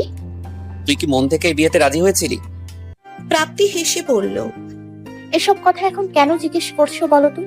যখন এই কথাগুলো শোনার প্রতীক্ষায় ছিলাম তখন তো একবার ভুল করেও জিজ্ঞেস করনি, জানতে চাওনি। আসলে আমি এই বিয়েতে খুশি ছিলাম না। এটা কিন্তু আমার প্রশ্নের উত্তর ছিল না। মেয়াদবিহীন প্রশ্নের কোনো উত্তর হয় না। এছাড়া মন থেকে রাজি ছিলাম বা মুখ থেকে, বিয়েটা তো আর হয়নি। আদনান চুপ হয়ে যায়। প্রাপ্তির সাথে কথা বলতে গেলে এখন প্রতিটা কথায় সে হোঁচট খায়। তার মনে হয় প্রাপ্তির কথাগুলোতে একটা গোপন আক্রোশ, রাগ, অভিমান মিশে আছে, যেটা প্রাপ্তি সরাসরি কখনোই প্রকাশ করে না, আর হয়তো কখনো করবেও না। ত্রিধার বাড়ির গলির সামনে রিক্সা আসতেই প্রাপ্তি রিক্সাওয়ালাকে থামতে বলে। আদনান নেমে রিক্সা ভাড়া মিটিয়ে দেয়। দুজনে গলি দিয়ে 2 মিনিট হাঁটার পর ত্রিধার বাসায় চলে আসে। প্রাপ্তি জানতে চায়, ভেতরে যাবে? না, দেরি হয়ে যাবে, তাহলে তুই ভেতরে যা। ঠিক আছে, সাবধানে যেও তুমি। অফিসে পৌঁছে একটা ফোন দিও। বলেই প্রাপ্তি বাড়ির ভেতর ঢুকতে প্রস্তুত হয়। আদনান তখন কোনো কিছু না ভেবেই প্রাপ্তির হাত ধরে বলে। তারা প্রাপ্তি, তোকে কিছু কথা বলার আছে আমার। আদনানের অচেনা ওই দৃষ্টিতে আজ তাকিয়ে থাকা যাচ্ছে না। চোখ নামিয়ে নিল প্রাপ্তি। আদনান যেভাবে হাত ধরেছিল সেভাবে ছেড়ে দিয়ে মিহি কণ্ঠে বলল, তোকে কথাগুলো অনেকদিন ধরে বলতে চাচ্ছি। বলো। না তাকিয়েই উত্তর করলো প্রাপ্তি। আদনান ব্যস্তভাবে হাতের ঘড়িতে সময় দেখে বলল, এখন নয়, অফিস থেকে এসে বলবো। প্রাপ্তির মনে উচ্চাটনের ঝড় শুরু হয়ে গেছে ততক্ষণে। সে উদ্বিগ্ন এবং সংকোচের সহিত আড়ষ্ট হয়েছিল, যার দরুন তৎক্ষণাৎ জানতে চাওয়ার আগ্রহ আদনানের নিকট প্রকাশ করা হয়ে উঠল না। এর বদলে সে তার স্বভাব সুলভ কণ্ঠে বলল, ঠিক আছে, সাবধানে যেও। আদনান চলে যাওয়ার পর প্রাপ্তি বাড়ির ভেতরে ঢোকে। সকাল সকাল প্রাপ্তিকে দেখে ত্রিধা একটু অবাকই হয়। উৎকণ্ঠিত স্বরে জানতে চায়, সব ঠিকঠাক? প্রাপ্তি বিছানার এক কোণে বসতে বসতে মাথা নাড়িয়ে বলল, তুই বস, আমি চা নিয়ে আসি। অঙ্কিতা আসুক আগে। কখন আসবে? এসে পড়বে। আচ্ছা। বলেই ত্রিধা প্রাপ্তির পাশে বসলো। প্রাপ্তির মাথায় তখনও চলছিল আদনান তাকে কি বলতে চায়, কি বলার আছে এসব চিন্তা ভাবনা। তাই সে তৎক্ষণাৎ ত্রিধার সাথে কোনো প্রকার গল্প ছুড়ে দিতে পারল না। বরঞ্চ প্রতিদিনের তুলনায় আজ তাকে একটু বেশি চুপচাপ মনে হচ্ছিল। ত্রিধা সেটা বুঝতে পেরে বলল, ব্যাপার কি বলতো? এত কি ভাবছিস? প্রাপ্তি বুকশেলফ থেকে একটা বই নিয়ে বলল। কিছু না তো। এরপর সে আন মুড়ে বইয়ের পাতা উল্টাতে লাগলো। লাইনগুলো সে পড়ে গেলেও মস্তিষ্ক বুঝতে পারছিল না যে সে আসলে কি পড়ছে, কেননা মস্তিষ্ক তো তার সাথে দুটি কাজ পরিচালনা করতে পারবে না। তুই নিশ্চয় বই পড়তে আসিসনি? বলেই প্রাপ্তির হাত থেকে বইটি টেনে নিয়ে গেল ত্রিধা। প্রাপ্তি ভারী তপ্ত দীর্ঘশ্বাস নিয়ে বলল, আর ভালো লাগে না রে, বাবা মায়ের মুখের দিকে তাকালে খুব কষ্ট হয়। সবকিছু কি এভাবে এলোমেলো হওয়ার প্রয়োজন ছিল? ত্রিধা এগিয়ে গিয়ে প্রাপ্তির পাশে বসলো, কাঁধে হাত রেখে বলল, এসব নিয়ে ভাবিস না, যা হবার তা তো হয়ে গেছে। আমরা কেউই তো চাইলেও সেসব ঠিক করতে পারবো না। বর্তমান পরিস্থিতির সাথে মানিয়ে নিতে হবে। আবারও তোদের সুন্দর একটা বাড়ি হবে, দেখিস। প্রাপ্তি কিছু বলল না, শুধু ত্রিধার হাতটি শক্ত করে হাতের মুঠোয় চেপে ধরে বসে রইল। কোনোভাবেই অফিসের কাছে মনোযোগ দিতে পারছে না আদনান। সকাল গড়িয়ে দুপুর হয়েছে, কিন্তু কাজ এখনো কিছুই হয়নি। তার মনের অন্তঃকোণে বারবার যেন প্রাপ্তির মুখ তার সঙ্গই উকি ঝুঁকি মারছিল।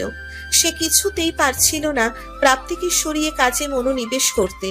কোথাও যেন মরে গেছে, খাওয়ার প্রতি কোনো আগ্রহ নেই। এভাবে আর চলে না, চলতেও দেওয়া যাবে না। তাহলে হয়তো সময়ের সাথে সাথে সেও নিঃশেষ হয়ে যাবে। কিন্তু সে তো চায় তার অনুভূতি হোক অনিঃশেষ। সে কোনোভাবে 5টা পর্যন্ত ডিউটি শেষ করে বাড়িতে ফেরে। একটুখানি রেস্ট নিয়ে গোসল করে 6টার দিকে বের হয়। প্রাপ্তির বাড়ির সামনে থেকে প্রাপ্তিকে নিয়ে হাঁটতে থাকে। আজ আদনান সন্ধ্যায় তাকে কি বলবে এই চিন্তাতে প্রাপ্তিও সারাক্ষণ বিভোর ছিল। ঠিকমতো বাচ্চাদের পড়াতেও পারেনি। এই সময় তার আরেকটা টিউশনি ছিল। ওদিকে মন পড়েছিল আদনানের কাছে। কি করে এখান থেকে ছুটি নেবে ভেবেই পাচ্ছিল না। অবশ্য তার কিছু বলা লাগেনি। বাচ্চার মা নাস্তা দিতে এসে প্রাপ্তির ক্লান্ত মুখ দেখে জিজ্ঞেস করেছিল, কি হয়েছে প্রাপ্তি? অসুস্থ তুমি? প্রাপ্তি আমতা আমতা করে সংকোচের সহিত বলেছে, শরীরটা ভালো লাগছে না। তিনি প্রাপ্তির কপালে গলায় হাত রেখে বললেন, শরীর তো বেশ গরম, আজ আসতে গেলে কেন? যাই হোক, নাস্তা খেয়ে বাসায় চলে যাও, রেস্ট করো গিয়ে, আজ আর পড়তে হবে না। তিনি ফিরে যাওয়ার পর প্রাপ্তি নিচের কপালে হাত রাখে। আসলেই তার শরীরের তাপমাত্রা অনেক, নিচে থেকে একটু টেরও পায়নি। নাস্তা বলতে সে শুধু একটু চাই পান করেছে। তারপর বাসায় এসে ঝটফট গোসল করে নিয়েছে। তখন ইচ্ছে করছিল একটু ঘুমিয়ে নিতে। ইচ্ছেটাকে দমন করেছে প্রাপ্তি। আজও সে আদনানের প্রতি তার অনুভূতিকে সবকিছুর ঊর্ধ্বে রেখেছে। আদনানের প্রতি জমে থাকা রাগ, অভিমান, ক্লেশ সমূহ সকল কিছু আজ সময়ের সঙ্গে সঙ্গে বিলীন হয়ে গেছে। শুধু রয়ে গেছে অনুভূতিটুকু। আদনানের শুকিয়ে যাওয়া মুখের দিকে তাকিয়ে প্রাপ্তি বলে, তোমার মুখটা আমার শুকিয়ে গেছে কেন? খাওনি কিছু? আদনান লুকালো না কিছু। মাথা নত করে হাঁটতে হাঁটতেই বলল, না। সে কি, কেন? ঘোলাটে দৃষ্টিতে আদনানের দিকে তাকিয়ে থাকে প্রাপ্তি। রাস্তায় ল্যাম্পপোস্টের আলো ব্যতীত তেমন কোনো আলো নেই। এটুকু আলোতেও আদনানের মনে হলো প্রাপ্তির চোখে মুখে ভীষণ বেদনার ছাপ। সে ভারী একটা দীর্ঘশ্বাস ত্যাগ করে বলল। চল কোথাও বসি। প্রাপ্তি নীরবে মাথা নাড়িয়ে সায় দিল। দুজনে একটা রেস্টুরেন্টে গিয়ে বসে। খাবার অর্ডার দিয়েও কেউ কোনো কথা বলল না। প্রাপ্তির ঘোলাটে ক্লান্ত চোখজোড়ার দিকে দৃষ্টিপাত করে আদনান বলল। তুই অসুস্থ? না, আমি ঠিক আছি। আদনান আগ বাড়িয়ে আর কিছু বলতে পারল না, তবে তার মন বারবার বলছিল প্রাপ্তি ঠিক নেই। ওয়েটার খাবার দিয়ে যাওয়ার পরও দুজনের কেউই তেমন কিছুই খেতে পারেনি। প্রাপ্তির কাছে সব খাবারের স্বাদ তেতকুটে লাগছিল। জ্বরটা রাতে বেশ বাড়বে বোঝা যাচ্ছে। খাবারের বিল মিটিয়ে ওরা রেস্টুরেন্ট থেকে বের হয়। প্রাপ্তির হাঁটতে বেশ কষ্ট হচ্ছিল, কেমন যেন হাঁপিয়ে উঠছিল অল্পতেই। মুখটুকু ঘেমে গেছে। এবার আর মনের কোনো বাধা মানল না আদনান। প্রাপ্তির কপালে হাত রেখে আতঙ্কিত হয়ে বলল। তোর যে জ্বর শরীরে? প্রাপ্তি হাসার চেষ্টা করে বলল। তাই নাকি? বুঝতে পারিনি আমি। আদনান কয়েক সেকেন্ড, শুধুমাত্র কয়েক সেকেন্ড কেমন একটা মন কাড়া দৃষ্টিতে প্রাপ্তির চোখের দিকে তাকালো। এরপর রাস্তা পার হয়ে ডাক্তারের কাছে গিয়ে জ্বরের ওষুধ নিল। প্রাপ্তির সগপ্নি করে বলল। শুধু শুধু বাড়াবাড়ি এসব। আদনান কোনো প্রত্যুত্তর করলো না। পাশের দোকানে গিয়ে প্রাপ্তিকে বেঞ্চে বসিয়ে পানির বোতল কিনলো। ওষুধ হাতে দিয়ে বলল। চুপচাপ পানি দিয়ে গিলে ফেল। প্রাপ্তি ভ্রু কুঞ্চন করে বলল। জ্বরের ঔষধ? মাথা ব্যথায় জ্বরের চেয়েও বেশি। এটা মাথা ব্যথার ওষুধ হিসেবেও কাজ করবে, খেয়ে ফেল। মুখে পানি নিয়ে ঔষধ গিলে ফেলে প্রাপ্তি। আদনানের হাতে পানির বোতল দিয়ে দেয়। তুই একটু বস, আমি একটা সিএনজি নিয়ে আসি, বলল আদনান। সে চলে যাওয়ার জন্য উদ্যত হতেই প্রাপ্তি হাত ধরে বলে। সিএনজি কেন? আমরা কোথায় যাব? বাসায়। ঘোর প্রতিবাদের কণ্ঠে ক্ষুব্ধ হয়ে ওঠে প্রাপ্তি। না, বাসায় যাব কেন? তুমি না আমায় কি বলবে বলেছিলে? বলার জন্য অনেক সময় আছে, আগে তোর সুস্থতা। প্রাপ্তি আরেকটু শক্ত করে হাত চেপে ধরে বলল। এত কনফিডেন্স নিয়ে কি করে বলছো? এখনো অনেক সময় আছে। মানুষের তো নিঃশ্বাসেরই বিশ্বাস নেই। এখন হতে পারে আমি তুমি এক্ষুনি মরে গেলাম, তখন? আদনান কড়া একটা ধমক দিতে গিয়েও থমকে যায়। মলিন বিমর্ষ মুখটার দিকে তাকিয়ে তার বুক হু হু করে ওঠে। মন নরম হয়ে যায়। সে পারে না তখন আর কঠিন হতে। প্রাপ্তি বায়না করে বলে। এখন বাসায় যাব না প্লিজ। জ্বরের মেডিসিন তো নিয়েছি, কমে যাবে। তাহলে বাড়িতে ফিরে কি লাভ হবে বলো? এছাড়া এমন ভাবে এই দিনটি তো আর ফিরে নাও আসতে পারে। আদনান, তুই এভাবে কেন কথা বলছিস? ভীত শোনালো আদনানের কণ্ঠস্বর। প্রাপ্তি হেসে ওঠে, ঠোঁট চেপে হেসে বলে। ভয় পাচ্ছ কেন তুমি? আমি কি মরার কথা বললাম নাকি? আমি বলতে চেয়েছি কাল থেকে তো প্রাইভেট পড়ি, আর সময় পাবো না এভাবে বের হওয়ার। এছাড়া সব সময় তো তোমারও আর সময় হবে না। তোর জন্য আমি সময় বের করে নেব। আচ্ছা, তুমি না হয় নিও, কিন্তু আমার তো এমন সময় সর্বদা হবে না। টিউশনি করিয়ে বাড়িতে ফিরেই আমি ঘুমে কাদা হয়ে যাই। কি চাইছিস তুই বলতো? আমি এখন বাড়িতে যেতে যাচ্ছি না। আদনান প্রলম্বিত শ্বাস নিয়ে বলল। তাহলে কোথায় যাবি? নিরিবিলি কোথাও, লেকের পাড়ে। একটুখানি সময় মৌন থেকে আদনান বলল। ঠিক আছে চল। প্রাপ্তি হাত ছাড়েনি তখনও। সামনে থেকে একটা রিক্সা নিয়ে দুজনে লেকের পাড়ে যায়। ওদের মতো আরো কত শত মানুষ রয়েছে এখানে। ঠান্ডা বাতাস বইছে। প্রাপ্তি কিছুটা উল্লাসিত হয়ে বলে। ওয়েদার সুন্দর না? ছোট করে বলল আদনান। রিক্সা থেকে নেমে দুজনে চুপচাপ হাঁটছে। ফুচকা খাবি? জিজ্ঞেস করে আদনান। প্রাপ্তি দুদিকে মাথা নাড়িয়ে বারণ করে। কিছু দূর হেঁটে প্রাপ্তি ক্লান্ত স্বরে বলে। চলো একটু বসি। ফাঁকা স্থানে দুজনে পাশাপাশি বসে। সামনেই লেকের পানিতে অর্ধবৃত্ত চাঁদের প্রতিচ্ছবি দেখা যাচ্ছে। পানিতে কিরকম একটা কলকল শব্দ হচ্ছে। মৌনতা কাটিয়ে প্রাপ্তি বলে ওঠে। বলবে না? অন্যমনস্ক আদনান জানতে চায়। কি? কি আবার কিছু বলতে চেয়েছিলে আমায় তুমি? জ্বর কমেছে? কথা ঘোরাচ্ছ কেন? বলবো। এত অস্থির হচ্ছিস কেন? প্রাপ্তি দমে যায়, পাছে আবার অতিরিক্ত আশা করে পুনরায় তার মন ভাঙে। কিয়ৎক্ষণ সময় নিয়ে আদনান বলে। পুরোপুরি কথা মনে আছে? বুকে ধক করে শব্দ হলো প্রাপ্তির। একটা সময় এসে মনে করতো সেই বোধহয় আদনানের হুড়পড়ি, কিন্তু যখন তার বিয়ে ঠিক হলো এবং ভাবলেশীন আদনানকে সে নতুন করে পর্যবেক্ষণ করতে শিখলো, তখনই সে বুঝে গেছিল সে আসলে কতটা ভুল ছিল। সে নয়, বরং অন্য কোনো ভাগ্যবতী মেয়ে আদনানের হুড়পড়ি। এতদিন বাদে অতীত মনে পড়ে এবং পুনরায় যখন সে বুঝতে পারলো আদতেও আদনানের হুড়পড়ি সে নয়, তখন তার বক্ষ পিঞ্জরে পুরনো দগদগে ঘা পুনরায় উজ্জীবিত হয়ে উঠল। তার মনে হতে লাগলো তখন বাড়িতে ফিরে যাওয়াটাই বোধহয় ভালো ছিল। বারবার সে নিজেই নিজের কষ্টের কারণ হয়ে দাঁড়াচ্ছে। তার ভেতরটা দুমড়ে মুচড়ে ভেঙে গেলেও বাহির থেকে নিজেকে শক্ত রাখার আপ্রাণ চেষ্টা করে বলল, কেমন আছে সে? আদনান বিষাদিত স্বরে বলল, আমি আসলে জানি না সে কেমন আছে। জানো না মানে? কথা হয় না? কথা হয়, দেখাও হয়। আজকাল আমি তাকে বুঝতে পারি না। কেবলই সে একটু একটু করে যেন দূরে সরে যাচ্ছে। আবার কখনো মনে হয় সে আসলে কাছেই আছে, কিন্তু শক্ত খোলস দ্বারা নিজেকে সে আবৃত করে রাখে। প্রাপ্তি কথাগুলো ভেতর থেকে অনুধাবন করতে পারছে না। তার হৃদয়ের গহীনে তখন পুরনো ক্ষত বুদবুদ শব্দ করছিল, তাই সে চুপ করে রইল। আদনান বলল, আমি কি করব বলতে পারিস? প্রশ্ন এবার প্রাপ্তির দিকে আসা সত্ত্বেও সে কিছুই বলতে পারল না। যখন দেখলো আদনান তার প্রত্যুত্তরে প্রতীক্ষায় নিজেও কিছু বলছে না, তখন সে কিছু বলবার চেষ্টা করে মুখ খুলল। এই ব্যাপারে তুমি সরাসরি তার সাথে কথা বলো। কেন এমন করছে, কেন সে নিজেকে তোমার থেকে দূরে সরাচ্ছে, এসব প্রশ্ন তাকে করো। সেই ভালো এবং সত্য উত্তর তোমাকে দিতে পারবে। ঝড়ের গতিতে আদনান প্রাপ্তির দিকে ঘুরে বসলো। প্রাপ্তির দুহাত ধরে বলল, তাহলে আমায় এবার বল, কেন তুই নিজেকে এভাবে দূরে সরিয়ে নিচ্ছিস? কেন প্রাচীর ঘেরা করে রাখছিস নিজেকে? বিস্ময়ে স্তব্ধ হয়ে রইল প্রাপ্তি। আদনান তাকে এসব প্রশ্ন করছে কেন? তাহলে কি অতীতে করা প্রাপ্তির ধারণাই সত্য ছিল? অন্য কোনো নারী নয়, বরং প্রাপ্তিই তার রূপকথার হুড়পড়ি? যদি তাই হয় তাহলে তখন কেন জানায়নি? কেন প্রাপ্তির বিয়ের সময় সে নিশ্চুপ ছিল? একটা চাপা অভিমান যেন একটু একটু করে প্রাপ্তিকে আবারও পেঁচিয়ে ধরছিল।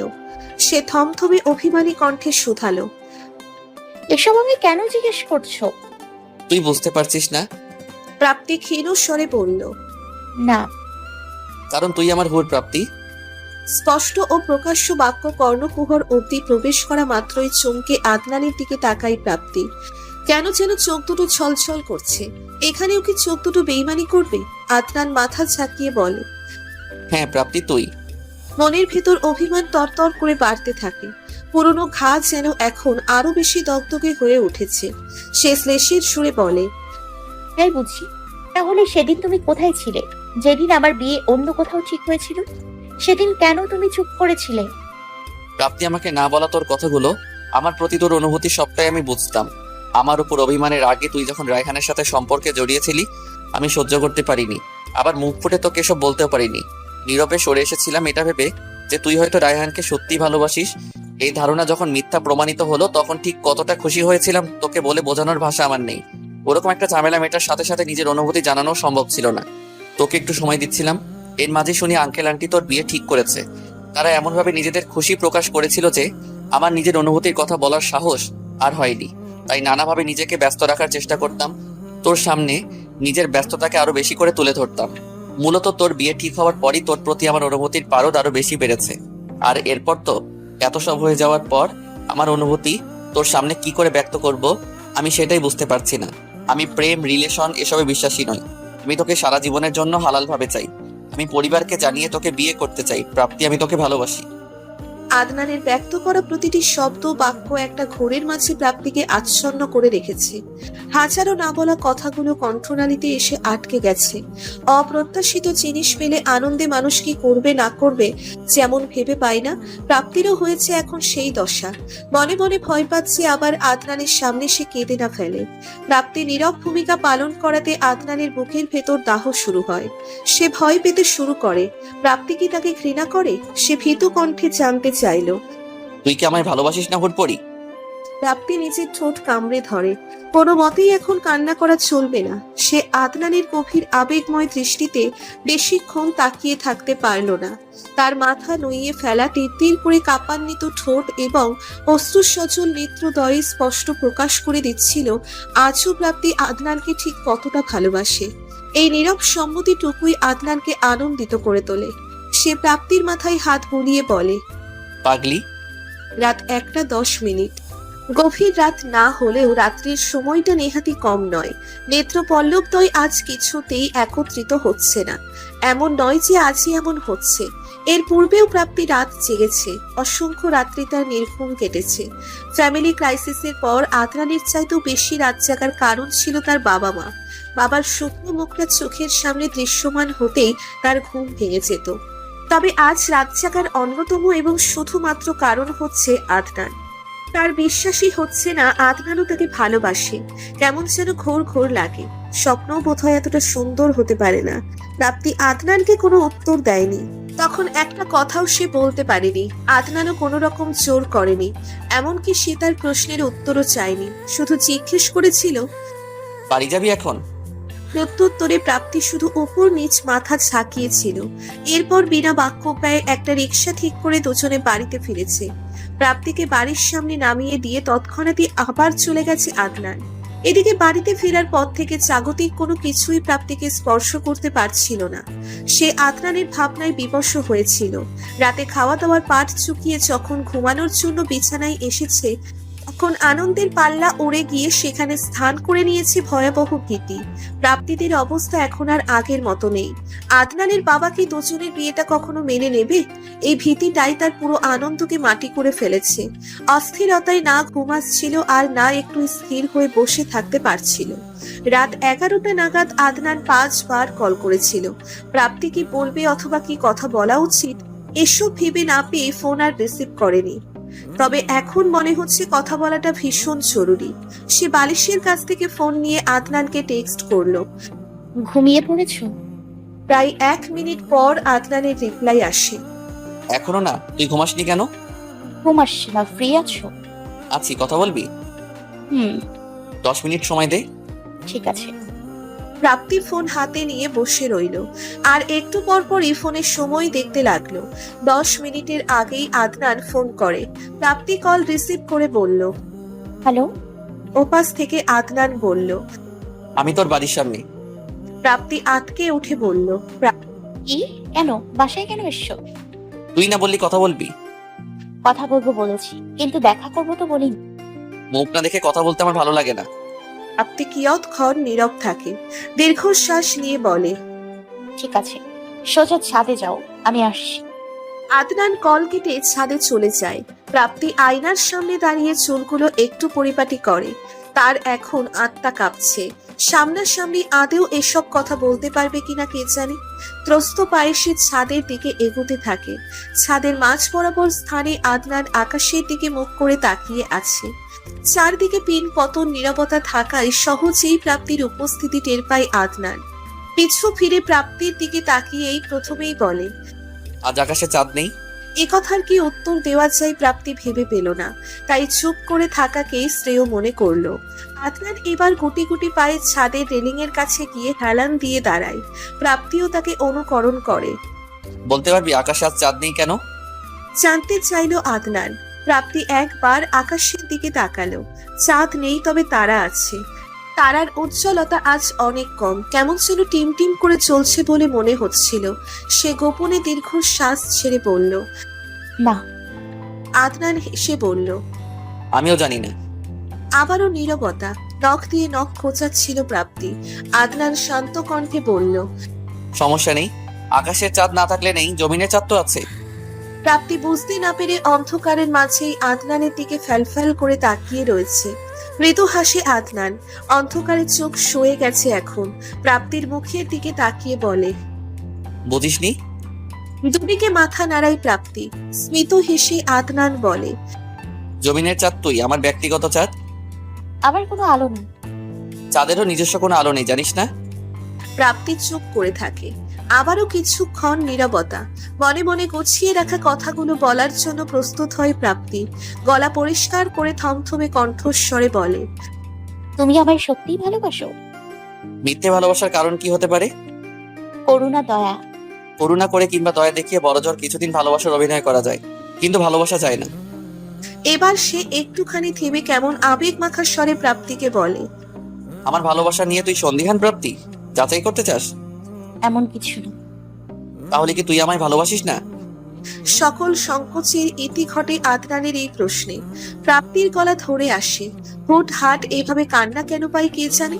সে দুপা এগিয়ে যায় আদনানের কাছে, মাঝখানের দূরত্বটুকু দূর করে দেয়। তার পেলব উষ্ণ দুখানা হাত আদনানের গালে রাখে। বড্ড দুঃসাহসিক কাজ ছিল এটা প্রাপ্তির মতো মেয়ের কাছে। তবে এই মুহূর্তে ভীতি, জড়তা, সংকোচ কোনো কিছুরই বালাই নেই প্রাপ্তি। সে যে আদনানকে কতটা ভালোবাসে এটাই আদনানকে উপলব্ধি করানোর জন্য তার মাঝে ব্যাকুলতার সঞ্চার বৃদ্ধি পেতে থাকে। সে বিমর্ষ হয়ে বলে, আমি তোমায় কতটা ভালোবাসি আর কি করে বোঝাবো? আমার চোখের ভাষা কি তুমি বুঝো না? আমার হৃদয়ের ব্যাকুলতা কি তুমি শোনো না? কি পরিমাণ নিখুঁত ভালোবাসা শুধুমাত্র তোমার জন্যই আমার মনের মাঝে রয়েছে সেটা তুমি কল্পনাও করতে পারবে না। আমিও তোমাকে ভালোবাসি আদনান। প্রাপ্তির চোখের পানি গড়িয়ে পড়ছে, অশ্রু চিকচিক করছে আদনানের চোখের কোণে। সে প্রাপ্তির এক হাতে ধরে আলতো করে চুমু খায়। প্রাপ্তি ঠোঁট উল্টিয়ে কেঁদে বলে, একবার জড়িয়ে ধরবো তুমি? আদনান হেসে দুহাত প্রসারিত করে। প্রাপ্তিও স্মিত হাসে। আদনানের বুকে মাথা রেখে বলে, কিছু কথা বলার আছে তোমার, যেগুলো তোমার চোখের দিকে তাকিয়ে বলা সম্ভব নয়। তাই তোমার বুকটাই আমার জন্য এখন নিরাপদ স্থান। আদনান বুঝতে পারছে না প্রাপ্তি এমন কি কথা বলতে চায়। সে মৃদু স্বরে বলল, নির্দ্বিধায় বল। দেখো, আমাদের পরিবারের বর্তমান অবস্থা তো তুমি ভালো করেই জানো। আমরা এখন নিঃস্ব, কিছুই নেই আমাদের। আবার আমার বিয়ে ভেঙে যাওয়ায় এমনিতেও আমার হতে শেষ নেই এখন। এত কিছু মেনে নিয়েও কিন্তু আমাদের এক হওয়াটা সহজ নয়। তোমার বাবা কি মানবে আমাদের সম্পর্ক? তুমি তোমার বাবাকে কতটা সম্মান ও শ্রদ্ধা করো তা আমি জানি। ছোট থেকে তো দেখে আসছি। আমি তোমার কদিনের ভালোবাসা মাত্র। এই ভালোবাসার জন্য সারা জীবনের শ্রদ্ধাটুকু কখনো নষ্ট করো না। আমি জানি তুমি বাবা মায়ের আদর্শ সন্তান।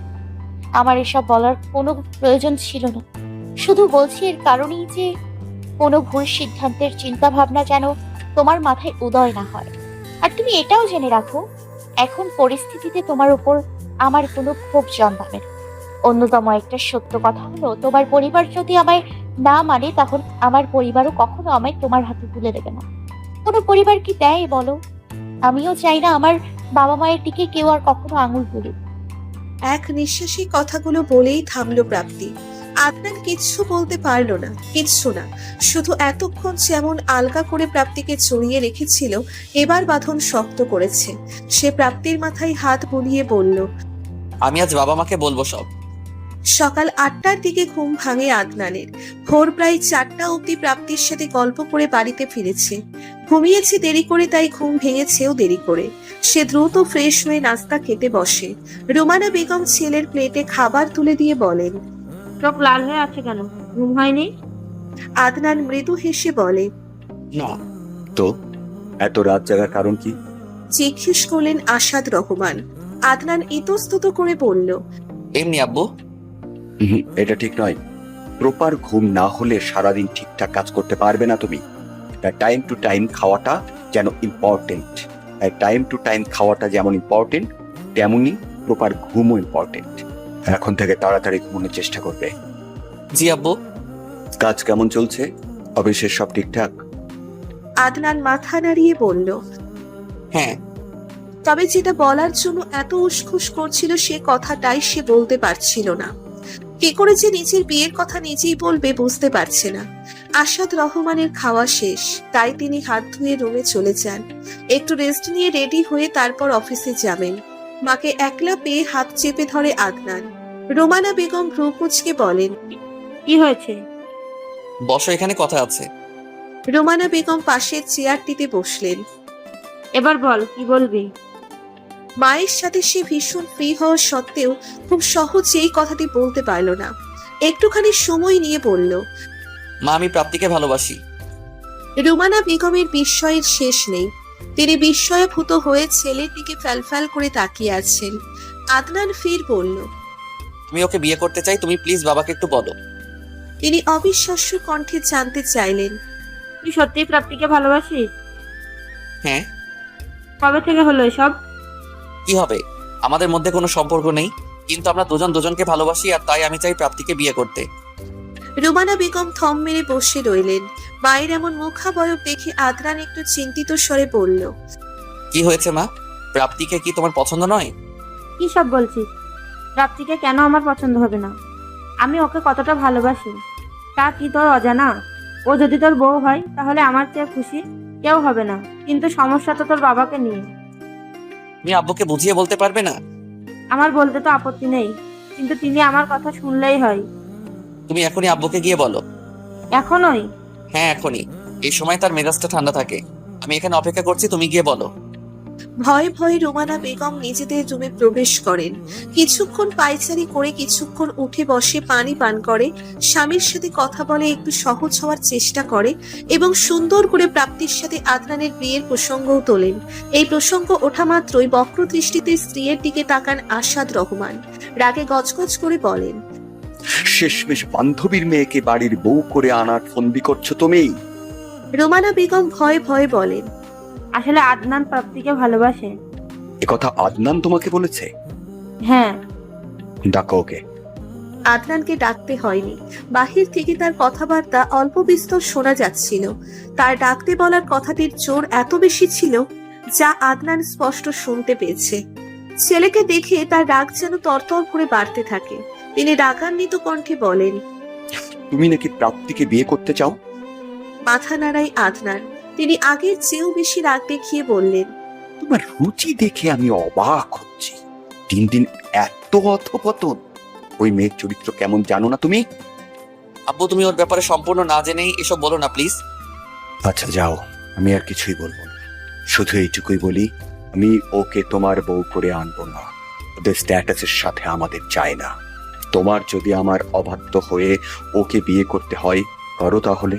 এখন তোমার যদি মনে হয় বাবাকে দরকার নেই, ওই মেয়েকেই তোমার দরকার, তাহলে আমার বিরুদ্ধে যেতে পারো।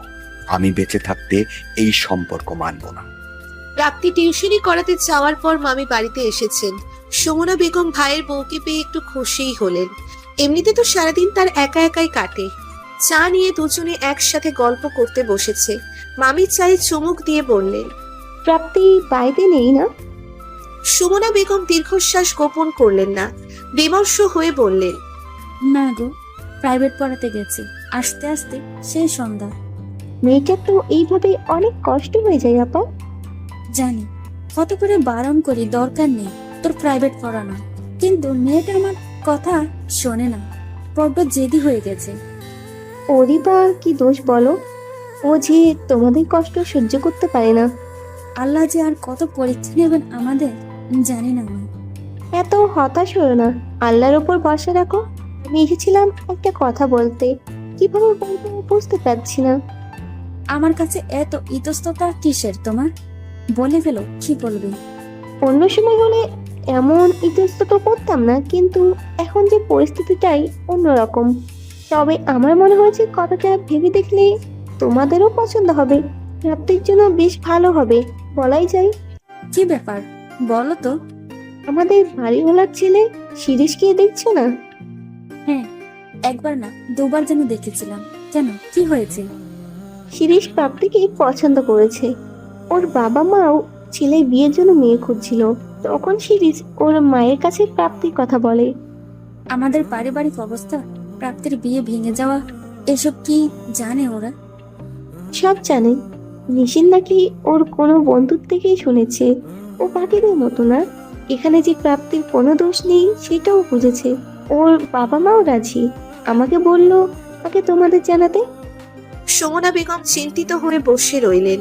মামি তার হাত ধরে বললেন, ভেবে দেখো, আমার কাছে কিন্তু প্রস্তাব মন্দ লাগেনি। ছেলেটার গায়ের রং একটু কালো, কিন্তু এইসবে কি আসে যায়? ছেলেদের গায়ের রং তো আর কোনো ফ্যাট না। এসব নিয়ে আমি ভাবছি না প্রাপ্তি রাজি হবে কিনা, এখানেই ভয়। তুমি আছো কি করতে? ভাইজান আর তুমি বুঝিয়ে বলবে, রাজি করাবে। সব ছেলে তো আর একরকম হয় না। আর একটার সাথে বিয়ে না হয়ে ভালোই হয়েছে। কেমন ছেলে ভাবো একবার। তোমাদের বাড়ি যখন ছিল তখন তো ভালোবাসা একদম উতলে পড়তো, আর যখন দেখলো বিপদ তখন কি তার লেজ গুটিয়ে পালাই। অমানুষ একটা। সুমনা বেগম চুপ করে রইলেন। মামি নিজেকে ধাতস্থ করে বলল, তোমরা ঠান্ডা মাথায় ভাবো সব। শিশির ভালো একটা চাকরিও করে, মাসে 25 কি 30 হাজারের মতো বেতন পায়। সংসার দিব্যি চলে যাবে। দুমুঠো ডাল ভাত খেয়ে হলেও তো তোমাদের প্রাপ্তি ভালো থাকবে। বড় লোকেরা কেমন স্বভাবের হয় তা তো দেখছেই। শিশিরের বাবা মায়ের কোনো দাবি দাবা নেই, তারা শুধু মেয়ে নিতে চাই। যদি রাজি হও তাহলে ওদেরকে আমি আসতে বলবো। আগে এত তাড়াহুড়ার দরকার নেই, বুঝেছ? তোমার ভাই আসুক, আগে তাকে বলে দেখি সে কি বলে। এরপর না হয় প্রাপ্তির সঙ্গে কথা বলা যাবে। ঠিক আছে, তবে বেশি সময় নিও না, তাদেরকেও তো জানাতে হবে। টিউশনিতে যাওয়ার পথে আদনানকে বেশ কয়েকবার কল করেছে প্রাপ্তি, কিন্তু নাম্বার বন্ধ। প্রাইভেট পড়াতে বসেও কল দিয়ে নাম্বার বন্ধ পেল। হঠাৎ করে নাম্বার বন্ধ কেন ভেবে পাচ্ছে না সে। চার্জ নেই নাকি? সে ফেসবুকে গিয়ে আইডি ভিজিট করে দেখলো 15 ঘন্টা আগে অ্যাক্টিভ দেখাচ্ছে। সে একটু চিন্তিত হতে লাগলো। এই প্রাইভেট শেষ করে অন্য প্রাইভেট পড়াতে যাওয়ার সময় আকাশের রং বদলাতে শুরু করে। কড়া রোদ উবে গিয়ে শান্ত মলিন হয়ে যায়। কালো মেঘে ছেয়ে যায় সম্পূর্ণ আকাশ। চট চলতে যেতে না পারলে পথেই বৃষ্টিতে পেয়ে যাবে তাকে। শেষে আবার যদি জ্বর আসে তাহলে ফের উৎকট ঝামেলা পোহাতে হবে। সে দ্রুত পায়ে এগোতে লাগলো। আপন মনে চারিদিকে চোখ বুলিয়ে রিক্সাও খুঁজছিল সে, কেননা ইতিমধ্যেই গুড়ি গুড়ি বৃষ্টি পড়া আরম্ভ করেছে। একটা রিক্সা পেলে ভীষণ উপকার হতো বলা চলে। রিক্সা না পেয়ে সে হাঁটার গতি আরেকটু বাড়িয়ে দিল। আশেপাশে লোকজন না থাকলে সত্যি সত্যি এবার সে দৌড়তেই শুরু করে দিত। হঠাৎ করে তার সাথে পা মিলিয়ে একটা ছেলে পাশাপাশি হাঁটতে শুরু করে। এখন আর বৃষ্টির ফোঁটাও প্রাপ্তির গায়ে পড়ছে না। সে লক্ষ্য করে দেখলো তার মাথার ওপর মেরুন রঙের একটি ছাতা, আর পাশে হাঁটতে থাকা ছেলেটি রাইহান। তৎক্ষণাৎ ছাতার ভেতর থেকে প্রাপ্তি ছিটকে দূরে সরে যায়। রাইহান হাল ছাড়ে না, সে আবারও ছাতা নিয়ে এগিয়ে যায়। প্রাপ্তি চিৎকার করে বলে, সমস্যা কি? আমাকে বিরক্ত কেন করছো? রাইহান সতর্ক দৃষ্টিতে একবার আশেপাশে তাকালো, এরপর শান্ত কণ্ঠে বলল, অযথা চেঁচিও না প্লিজ। এক্ষুনি এখান থেকে চলে যাও। আবার পিছু নিয়েছো কেন?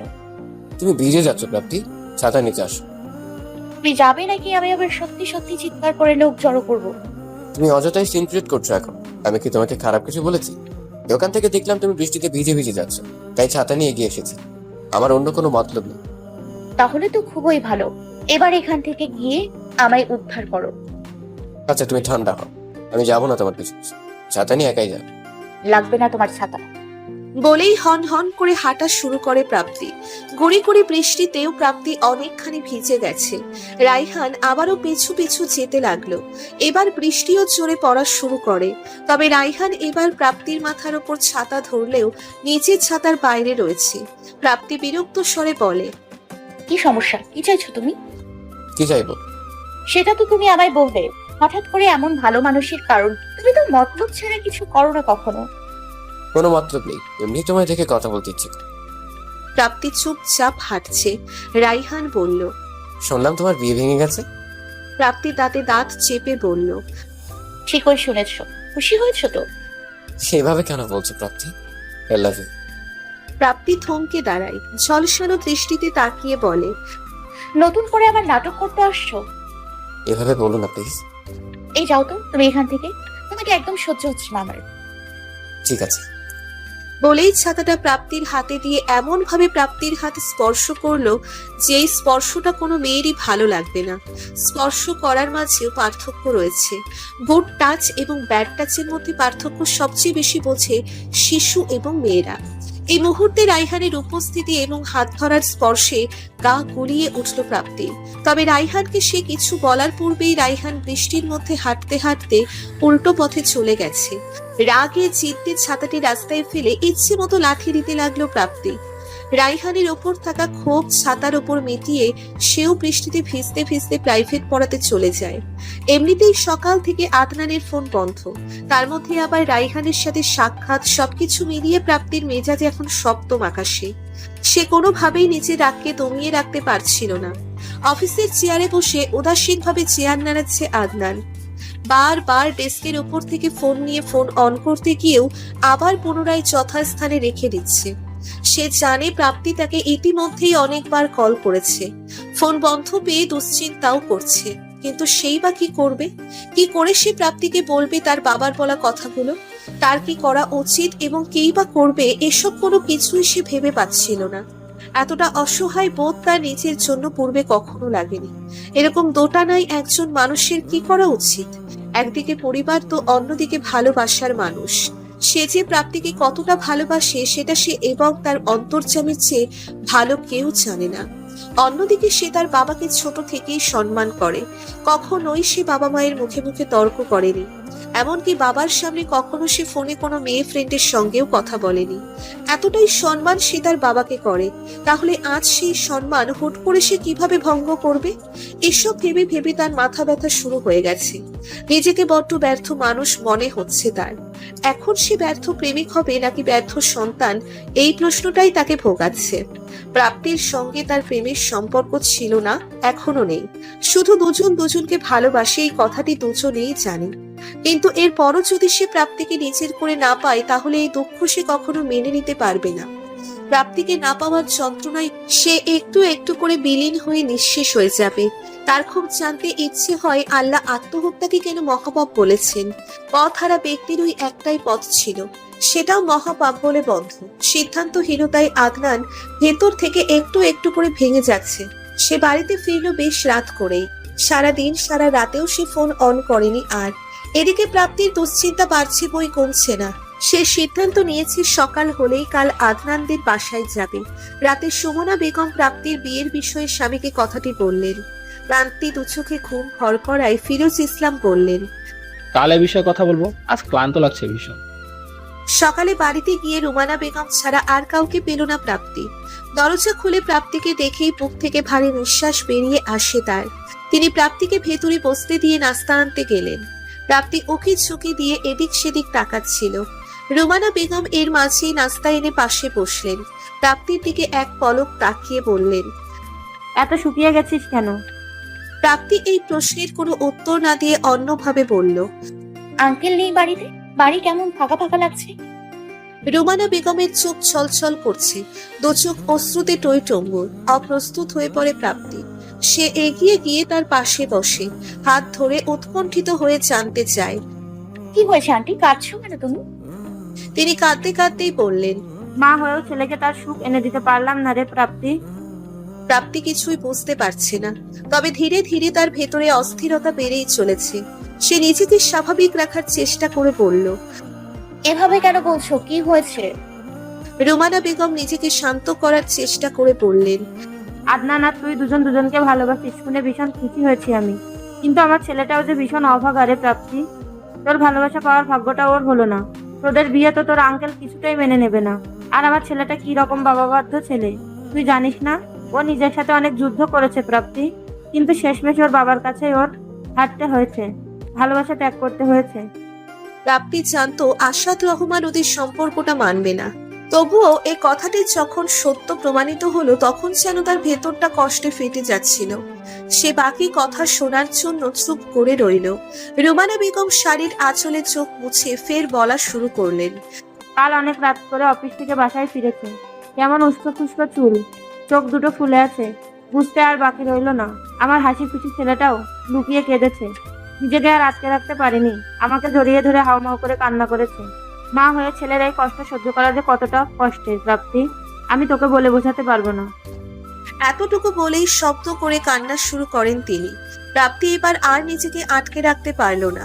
তার দু চোখ বেয়েও পানি পড়ছে। তিনি কাঁদতে কাঁদতেই বলছেন, ও তোকে ছাড়তে না পারার যন্ত্রণায় কাতরাচ্ছিল, আমি সহ্য করতে পারিনি। ওর বাবার কাছে গিয়ে পা ধরে বললাম যেন সব মেনে নেয়। নিষ্ঠুর নির্দয় মানুষটার মন গলেনি, সে তার সিদ্ধান্তে একদম অটুট ছিল। আদনান তখন রুমে এসে কাটকাট গলায় বলল ও তার বাবার বিরুদ্ধে যাবে না, কিন্তু চাকরিটা ছেড়ে দিয়েছে, আবারও চট্টগ্রাম ফিরে যাবে। তোর আঙ্কেল মেনে নিয়েছে এটা। আমি কত করে আদনানকে বোঝালাম না যাওয়ার জন্য, ছেলে শোনেনি আমার কথা। ওর একই কথা, ও তোর চোখে কাপুরুষ, ব্যর্থ মানুষ, এভাবে কখনোই তোর সামনে দাঁড়াতে পারবে না। তোর সামনাসামনি হওয়ার সাহস নাকি ওর নেই। যাওয়ার আগে তোর জন্য একটা চিঠি রেখে গেছে, তোকে দিয়ে আসতে বলেছিল। প্রাপ্তি ফুপিয়ে ফুপিয়ে বলল, ও কখন গেছে? সকালে এই 10টায় বাজ। প্রাপ্তি ফোনের সময় দেখে নিল, 9:35 বাজে। রুমানা বেগম প্রাপ্তির হাত ধরে বললেন, আমার ছেলেটাকে ভুল বুঝিস না মা, ওর যে আর কোনো উপায় নেই, ক্ষমা করে দিস। প্রাপ্তি তার কথার কোনো জবাব না দিয়ে বলে, আসছি আমি। কাঁদতে কাঁদতে বাড়ি থেকে বেরিয়ে যায়। হন্তদন্ত হয়ে রিকশায় উঠে বাস স্ট্যান্ডে যাওয়ার জন্য রওনা হয়। প্রাপ্তির ভয় হতে লাগলো। আদনান আবার অন্য কোনো রাস্তা দিয়ে যাবে না তো? ভয় ঘামতে লাগলো। চোখের পানিও কোনো বাধা মানছে না। সে বাস স্ট্যান্ডে পৌঁছলো 9:55। সে ঘুরে ঘুরে আদনানকে খুঁজতে লাগলো। বাসের কাছে যখন পৌঁছলো তখন দেখতে পেল আদনান জানালার সাথে মাথা ঠেকিয়ে চোখ বন্ধ করে বসে আছে। প্রাপ্তি ফুপিয়ে বলে উঠল, আদনান। আদনান চমকে তাকালো প্রাপ্তির দিকে। প্রাপ্তিকে দেখে তার চমকের মাত্রা আরো বেশি বেড়ে যায়। সে সকল কিছু ভুলে নেমে আসে বাস থেকে। প্রাপ্তি ফুপিয়ে ফুপিয়ে কেঁদে বলে, কেন চলে যাচ্ছ এভাবে? আদনানের চোখেও অশ্রু চলে আসে। সে প্রাপ্তির দুগালে হাত রেখে চোখের পানি মুছে দিয়ে বলে, তুই কাঁদিস না রক্ত যাবা, তোর চোখে পানি দেখতে আমার একদম ভালো লাগে না। বাস ছেড়ে দেওয়ার সময় হয়েছে। কন্ট্রাক্টর সবাইকে তাড়াতাড়ি বাসে ওঠার জন্য তাড়া দিতে লাগলো। আদনান ঘাড় ঘুরিয়ে পেছনে তাকাতেই প্রাপ্তির কান্না বাড়ে। সে আদনানের হাত ধরে বলে, প্লিজ। আদনান অসহায় কণ্ঠে বলে, বাবার বিরুদ্ধে যেতে পারলাম না রে, আমায় মাফ করে দিস। এত কষ্ট করে আমায় বড় করেছে, তার বিরুদ্ধে যাই কি করে বল? তুই চিন্তা করিস না, আমি অন্য কাউকে বিয়ে করব না। তবে তুই চাইলে বিয়ে করে নিতে পারিস, আমার কোনো সমস্যা নেই। আদনান এতটুকু কথা বলতেই কন্ট্রাক্টর চেঁচাতে লাগলো। ভালো থাকিস।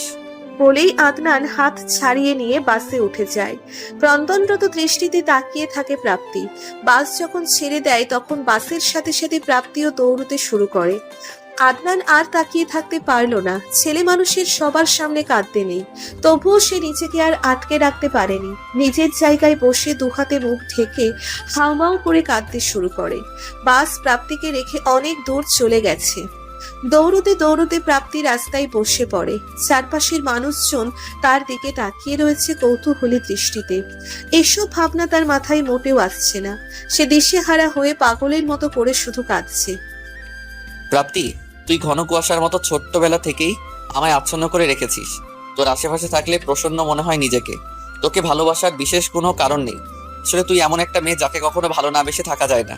তুই ভোরের উদীয়মান সূর্য থেকে শুরু করে অস্ত যাওয়া সূর্যের মতোই দৃশ্যমান সুন্দর। এই সুন্দরের মাঝেও আরো একটি সুন্দর জিনিস লুকিয়ে আছে, আর সেটি হচ্ছে তোর কোমল মন। ওই কোমল মনে আমার জ্ঞানত হোক কিংবা অনিচ্ছাই হোক অনেকবার কষ্ট পেয়েছিস, আর আজ সজ্ঞানে তোকে আমি কষ্ট দিয়ে ফেললাম। আমি আসলে বুঝতেই পারিনি এমন কিছু হবে। বিশ্বাস কর, যদি একটাবারও বুঝতাম বাবা আমার কথা রাখবে না, তাহলে হয়তো কখনোই তোকে আমার কথা বলতাম না। গতকাল রাতে নিজের সাথে যুদ্ধ করেও যখন কোনো সিদ্ধান্ত নিতে পারছিলাম না, তখন মধ্যরাতে বাবার হাতে পায়ে ধরে কেঁদে তোকে ভিক্ষা চেয়েছি। জীবনে প্রথমবার আমি বাবার কাছ থেকে কিছু চেয়েছিলাম, আর প্রথমবারে আমি হয়েছি নিরাশ। আমি নিঃসন্দেহে বলতে পারি এটা যেমন প্রথম চাওয়া ছিল, আবার এটাই শেষ চাওয়া। জীবনের মূল্যবান মানুষটাকে যখন পাবো না, তখন এই নষ্টি পৃথিবীর আর কি বা আমার চাওয়ার থাকতে পারে? তুই আমার দিনের শুরু, তুই আমার দিনের শেষ। আমার এই জীবনে দ্বিতীয় কোনো প্রাপ্তির আগমন কখনোই ঘটবে না। আমি জানি সারা জীবন তোর কাছে আমায় অপরাধী হয়ে থাকতে হবে। তাই ভালো হবে তুই আমায় এখন থেকে ঘৃণাই করিস রক্ত যাবা। যত ঘৃণা করবি ততই তুই ভালো থাকতে পারবি। একটু স্বার্থপর হয়ে নিস পারলে। এই পৃথিবীটা নিঃস্বার্থ মানুষদের জন্য ভীষণ কঠিন। তোকে আমার করে পাবো না এই কথাটা তোর সামনে থেকে বলার সৎ সাহসটুকু হারিয়ে ফেলেছি। তাই সারাদিনও ফোন অন করিনি। বলা চলে এক প্রকার তোর থেকে পালিয়ে চলে যাচ্ছি। জানি না কখনো আমাদের দেখা হবে কিনা। সব গুলিয়ে যাচ্ছে প্রাপ্তি। কত কথা লিখবো বলে ভেবে রেখেছিলাম, সব গুলিয়ে গেল। বুকের ভেতরটাই ভীষণ কষ্ট হচ্ছে। তোকে খুব মিস করবো রে। ভালো থাকিস তুই, নিজের যত্ন করিস। আর হ্যাঁ, ক্ষমা করিস না আমায়, আমি ক্ষমার যোগ্য নই। ইতি আদনান। চিঠিটা পড়তে পড়তেই চোখ থেকে পানি গড়িয়ে পড়ছে প্রাপ্তি। আজ 3 মাস হয়েছে আদনান চট্টগ্রাম চলে গেছে, আর আসেনি। প্রাপ্তির সাথে তার কোনো যোগাযোগও নেই। তবে প্রতিদিন নিয়ম করে এই চিঠিটা প্রাপ্তি পড়ে। এতবার হাতের স্পর্শে কাগজ একদম নরম হয়ে গেছে। দু এক জায়গায় একটু একটু করে ছিঁড়েও যাচ্ছে। তবুও প্রাপ্তি সর্বোচ্চ চেষ্টা করে চিঠিটি সযত্নে নিজের কাছে রাখার। আদনানের এইটুকু স্মৃতি তার নিজের এবং কাছের মনে হয়। এক রাশ অভিমান তো তার প্রতি আছেই, সেই সঙ্গে আছে পুরনো ভালোবাসাও। শিশিরের সাথে প্রাপ্তির বিয়ে হয়নি। সুমনা প্রস্তাবটি প্রাপ্তিকে জানানোর সাথে সাথে সে নাকচ করে দিয়েছে। আদনান বিহীন এই জীবনে সে আর কাউকে ঠাঁই দিতে পারবে না। তবুও শিশির ছেলেটি হাল ছাড়েনি। সে তার বাবা মাকে অন্যত্র মেয়ে দেখতে বারণ করে দিয়েছে। তার বিশ্বাস প্রাপ্তি একসময় রাজি হবে। এখন পরিবারের এমন করুণ অবস্থার কথা ভেবেই হয়তো বিয়ে করতে চাচ্ছে না, এমনটাই শিশিরের ধারণা। কিছুদিন যাবৎ প্রাপ্তি অসুস্থ, প্রাইভেট পড়াতে যেতে পারছে না। এভাবে গ্যাপ দিলে প্রাইভেট আর থাকবে বলেও তো মনে হয় না। অসুস্থ অবস্থাতেই সে বেশ কয়েকবার প্রাইভেট পড়াতে যেতে চেয়েছিল, কিন্তু সুমনা বেগমের জন্য যেতে পারেনি। চিঠিটি ভাঁজ করে সে বইয়ের মাঝে রেখে দিল। খাটের সাথে আধশোয়া হয়ে চোখ বন্ধ করতেই আদনানের সমস্ত স্মৃতি হুড়মুড়িয়ে তার চোখের দৃশ্যপটে এসে উপস্থিত হতে লাগলো। সেই সাথে রয়েছে বাঁধ ভাঙা কষ্ট। জীবনের সমীকরণগুলো বড্ড জটিল, চাইলেই সহজ পথ ধরা যায় না। সহজ পথে জীবন পতিত হলেও যেন বড্ড অনীহা রয়েছে। পুরনো স্মৃতিগুলো না চাইতেও তরতাজা হয়ে উঠেছে। আদনানের হাসি, দুষ্টুমি, ঝগড়া, একে একে সবকিছু মনে পড়ছে। এসব মনে করে কখনো প্রাপ্তি হাসছে তো আবার কখনো কাঁদছে। কি নিদারুণ ভাগ্য তার। প্রাপ্তি, কি করছিস? ঘুমিয়েছিস? কথাগুলো বলতে বলতে রুমে প্রবেশ করলেন সুমনা বেগম। মায়ের গলা শুনে প্রাপ্তি সোজা হয়ে বসে। সুমনা বেগম বললেন, দেখ কে এসেছে। মামি, শিশির আর তার মা সুমনা বেগমের পিছু পিছু রুমে ঢুকলেন। সুমনা বেগম তাদেরকে বসতে দিয়ে চলে গেলেন নাস্তা আনতে। মামি প্রাপ্তির কপালে হাত রেখে জিজ্ঞেস করলেন, কি রে, এখন কেমন আছিস? প্রাপ্তি মলিন হেসে বলল, ভালো। শিশির পলকহীন দৃষ্টিতে প্রাপ্তির রুক্ষ মলিন মুখের দিকে তাকিয়ে রয়েছে। সেদিকে কোনো ভ্রুক্ষেপ নেই প্রাপ্তির। সে শিশিরের মায়ের উদ্দেশ্যে বলল, আন্টি ভালো আছেন? হ্যাঁ মা, তোমার শরীর কেমন এখন? আলহামদুলিল্লাহ, আগের চেয়ে ভালো। তোমার মামের কাছে শুনলাম কয়দিন ধরে নাকি তুমি অসুস্থ, তাই ভাবলাম যাই একটু দেখে আসি। ঠিক মতো খাওয়া দাওয়া করো তো? প্রাপ্তি মাথা নাড়িয়ে বলল, জি। তারা মিনিট 20 বসে কথাবার্তা বলল। প্রাপ্তির একটুও ভালো লাগছিল না তাদের আলাপ আলোচনা। অন্ধকার ছাড়া আলোর মাঝে থাকলেই যেন তার মাথা ব্যথা দ্বিগুণ বেড়ে যায়। শিশির ছেলেটি নিঃসন্দেহে ভদ্র, এটা অস্বীকার করার জো নেই। এতক্ষণ অবধি এখানে থেকেও সে আগ বাড়িয়ে কোনো কথা বলেনি প্রাপ্তির সাথে। মামি যাওয়ার আগে দরজা বাহির থেকে লাগিয়ে গেলেন। এখন প্রাপ্তির কিছুটা ভালো লাগছে। সে বালিশে মাথা রেখে শুয়ে পড়ল। কাঁদতে কাঁদতেও আজকাল সে ক্লান্ত হয়ে পড়ে। এই জীবনের শেষ কোথায় তা সে জানে না। সুখের মুখ দেখবে বলে এক বুক আশা নিয়ে অপেক্ষা করে আছে সে। লাঞ্চ টাইমে অঙ্কিতাকে কল করে আদনান। এই 3 মাসে সে সরাসরি প্রাপ্তির সঙ্গে যোগাযোগ না করলেও অঙ্কিতার থেকে সব খোঁজ খবর নিত। এই বিষয়টা অবশ্য তার এবং অঙ্কিতার মধ্যেই সীমাবদ্ধ। অঙ্কিতা ফোন রিসিভ করে বলল, জি ভাইয়া বলেন। কেমন আছো? হ্যালো, আপনি? আছি আলহামদুলিল্লাহ। প্রাপ্তির শরীর এখন কেমন? সুস্থ হয়নি? অঙ্কিতা দীর্ঘশ্বাস নিয়ে বলল, না, একটা কথা বলি ভাইয়া। হুম। আপনি প্লিজ একবার প্রাপ্তির সঙ্গে কথা বলেন। ও অনেক বেশি ভেঙে পড়েছে। কিরকম অসহায়ের মতো করে আপনার প্রসঙ্গ উঠলে। আদনান কিয়ৎক্ষণ নীরব ভূমিকা পালন করে। তার বুক থেকে বেরিয়ে আসে ভারী দীর্ঘশ্বাস। কতটা কষ্ট সে যে বুকের মাঝে পুষে রেখেছে তা তো সে ব্যতীত আর কেউ জানেও না। অঙ্কিতাকেও সে বিন্দুমাত্র নিজের কষ্ট টের পেতে দিল না। সে বলল, শুধু শুধু পিছুটান রেখে লাভ কি হবে অঙ্কিতা? এখন তাও যতটা পরিস্থিতি ও সময়ের সাথে নিজেকে মানিয়ে নিতে পেরেছে, আমার সাথে কথা হলে তখন আর পারবে না, আরো বেশি ভেঙে পড়বে তখন। একটুখানি থেমে সে ফের বলল, শিশিরের সাথে কি বিয়ের ব্যাপারে আর এগিয়েছে কিছু? না, প্রাপ্তি রাজি হয়নি। তোমরা ওকে বোঝাও, জীবনটাকে নতুন করে গুছিয়ে নিতে বলো। এখনো হাতে অনেক সময় আছে। শিশিরের সম্পর্কে তো সব শুনেছি, বিয়ে করলে ভালোই থাকবে। বুকে পাথর রেখেই কথাগুলো বলল আদনান। অঙ্কিতা বিমর্ষ স্বরে বলল, কিভাবে এইসব কথা বলছেন ভাইয়া? আপনার কি একটুও কষ্ট হচ্ছে না? আমার কথা বাদ দাও, প্রাপ্তিকে বোঝাও প্লিজ। আর হ্যাঁ, পারলেও রিসেন্ট ছবি তুলে দিও। ঠিক আছে, রাখছি এখন, ভালো থেকো। ফোন রেখে চোখের কোণ থেকে অশ্রুগুলো মুছে নেয় আদনান। রাত প্রায় 1:30 বাজে। বিছানায় এপাশ ওপাশ করছে প্রাপ্তি। অসহ্য রকম যন্ত্রণা অনুভব করছে সে। অস্থিরতায় মন শরীর সব বিষিয়ে যাচ্ছে। মাথার চুল 2 হাতে মুষ্টিবদ্ধ করে আঁকড়ে রেখেছে সে। মনে হচ্ছে কেউ যেন মাথার ভেতর হাতুড়ি দিয়ে পেটাচ্ছে। এতটাই যন্ত্রণা হচ্ছে, কোনো কিছুতেই সে স্বস্তি পাচ্ছিল না। ব্যথায় যন্ত্রণায় চিৎকার করে ওঠে প্রাপ্তি। প্রাপ্তির কান্নাজড়িত আর্তনাদ শুনে পাশের রুম থেকে তড়িঘড়ি করে বেরিয়ে আসেন সুমনা বেগম এবং ফিরোজ ইসলাম। মেয়েকে বুকের মাঝে নিয়ে সুমনা বেগম অস্থির হয়ে জিজ্ঞেস করেন, কি হয়েছে মা, কাঁদছিস কেন? প্রাপ্তি ছটফট করতে করতে কান্না করে বলে, মাথায় খুব যন্ত্রণা হচ্ছে মা, সহ্য করতে পারছি না। সময় বিলম্ব না করে ওই অবস্থাতেই মেয়েকে কোলে তুলে নেন ফিরোজ ইসলাম। টাকা পয়সা নিয়ে তৎক্ষণাৎ তারা হাসপাতালে পৌঁছয়। বাইরের করিডোরে অপেক্ষা করেন তারা। ডাক্তার কিছু টেস্ট করে প্রাপ্তির সিটি স্ক্যানও করে। রেজাল্ট সকালে জানাবে বলে জানিয়ে দেয় প্রাপ্তির বাবা মাকে। আপাতত প্রাপ্তিকে ঘুম পাড়িয়ে রাখা হয়েছে। খবর পেয়ে পরের দিন সকালে মামা মামি সেতু, অঙ্কিতা, ত্রিধা ও শিশির হাসপাতালে ছুটে আসে প্রাপ্তিকে দেখার জন্য। ডাক্তার সুমনা বেগম এবং ফিরোজ ইসলামকে নিজের চেম্বারে ডেকে এনেছেন। কয়েক সেকেন্ড নীরব থেকে ডাক্তার বললেন, প্রাপ্তির মাথা ব্যথা কি প্রায়ই হতো? সুমনা বেগম বললেন, ওরকমই বলা যায়, মাঝে মাঝেই তো বলতো মাথা ব্যথা করছে। কেন ডাক্তার, সিরিয়াস কিছু হয়েছে? আপনাদের উচিত ছিল আরো আগেই ওকে হাসপাতালে নিয়ে আসা। ডাক্তারের এমন কথা শুনে ফিরোজ ইসলাম এবং সুমনা বেগম দুজনেই ভীত হয়ে ওঠেন। ফিরোজ ইসলাম কাতর কণ্ঠে জানতে চান, আমার মেয়ের কি হয়েছে? ডাক্তার ডেস্কের উপর দুহাত রেখে একটু সময় নিয়ে বলল, দেখুন, ভেঙে পড়বেন না। এই সময়টা যদি আপনারা ভেঙে পড়েন তাহলে আপনাদের মেয়েকে সামলানো আরো বেশি মুশকিল হয়ে পড়বে। ওকে কোনো প্রকার স্ট্রেস নিতে দেওয়া যাবে না, রিল্যাক্সে রাখতে হবে।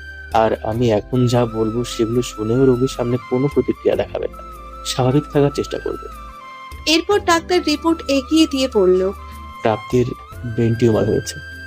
সুমনা বেগম ও ফিরোজ ইসলাম বিস্ময় নিয়ে তাকায় ডাক্তারের দিকে। ডাক্তার বলে, ওর ব্রেন টিউমারের উপসর্গ আরো আগে থেকেই দেখা দিয়েছে। তীব্র মাথা ব্যথাও হয়েছে, কিন্তু রোগী কিংবা আপনারা কেউই ভাবতে দেননি। তখন যদি একবারও আপনাদের একটু সন্দেহ হতো, ওকে হাসপাতালে এনে টেস্ট করাতেন, তাহলে কেমোথেরাপি, রেডিওথেরাপির মতো মাধ্যমে ব্রেন টিউমার নিরাময় করা যেত। কিন্তু এখনো সেটা সম্ভব নয়। ব্রেন টিউমার বড় হয়ে গেছে অনেক। এখন সরাসরি অপারেশন ছাড়া আর কোনো উপায় নেই। ফিরোজ ইসলাম শব্দ করে কেঁদে ফেলেন। ডাক্তারের হাত ধরে বলেন, যা করার করেন ডাক্তার, আমার মেয়েটাকে বাঁচান প্লিজ। ও কিছু হলে আমরা বাঁচতে পারবো না। ডাক্তার তাকে শান্ত করার চেষ্টা করে বলল, প্লিজ আপনারা ভেঙে পড়বেন না। এখন আপনাদের স্ট্রং থাকতে হবে। আমরা কয়েকদিনের মধ্যেই প্রাপ্তির অপারেশন করব। কিন্তু শাড়ির আঁচলে মুখ গুজে কাঁদছিলেন সুমনা বেগম। ডাক্তারের দ্বিধান্বিত মুখটার দিকে একবার ক্রন্দনরত দৃষ্টিতে তাকালেন বাকি কথাটুকু শোনার জন্য। ডাক্তার অসহায় দৃষ্টিতে দুজনের দিকে তাকিয়ে বললেন, অপারেশন করলেও বাঁচার সম্ভাবনা একেবারেই ক্ষীণ। প্রদীপ শিখার মতো নিভু নিভু যেটুকু আলো এতক্ষণ দুজনে বুকের মাঝে আগলে নিয়েছিল, ডাক্তারের কথা শুনে মুহূর্তেই দমকা হাওয়ায় যেন দপ করে নিভে গেল। সুমনা বেগম হাউমাউ করে কেঁদে ওঠেন এবার। প্রাপ্তি হাসপাতালের বিছানায় আধশোয়া হয়ে বসে আছে। হঠাৎ করে তার চেহারা যেন আগের তুলনায় আরো বেশি মলিন এবং রুক্ষ হয়ে গেছে। সে একটা জিনিস খেয়াল করেছে, যেই তার সাথে দেখা করতে আসে সেই প্রাপ্তিকে দেখে কেঁদে ফেলে। এর কারণ কি হাজারবার জিজ্ঞেস করে উত্তর পায় না। মায়ের কথা নতুন করে আর কি বলবো, সে তো কেঁদে কেটে চোখ মুখ একদম ফুলিয়ে ফেলেছে। প্রাপ্তির হাত জড়িয়ে ধরেও সে হাউমাউ করে কান্না করে। বাবা মায়ের কান্না তার সহ্য হয় না, ভীষণ কষ্ট হয়। সে নিজেও তখন কেঁদে ফেলে। ফিরোজ ইসলাম তখন কেঁদে মেয়ের মাথায় হাত বুলিয়ে বলেন, কিছু হয়নি মা, তুই আবার সুস্থ হয়ে যাবি, শুধু ছোট্ট একটা অপারেশন করতে হবে। বিকেলের দিকে রোমানা বেগম এলেন প্রাপ্তিকে দেখতে। আশ্চর্য ব্যাপার, প্রাপ্তিকে দেখার সঙ্গে সঙ্গে তিনিও কেঁদে ফেলেন। প্রাপ্তি আহত স্বরে বলে, তোমরা সবাই আমায় দেখলে কাঁদো কেন? আমায় দেখতে কি ভীষণ ভয়ঙ্কর লাগছে?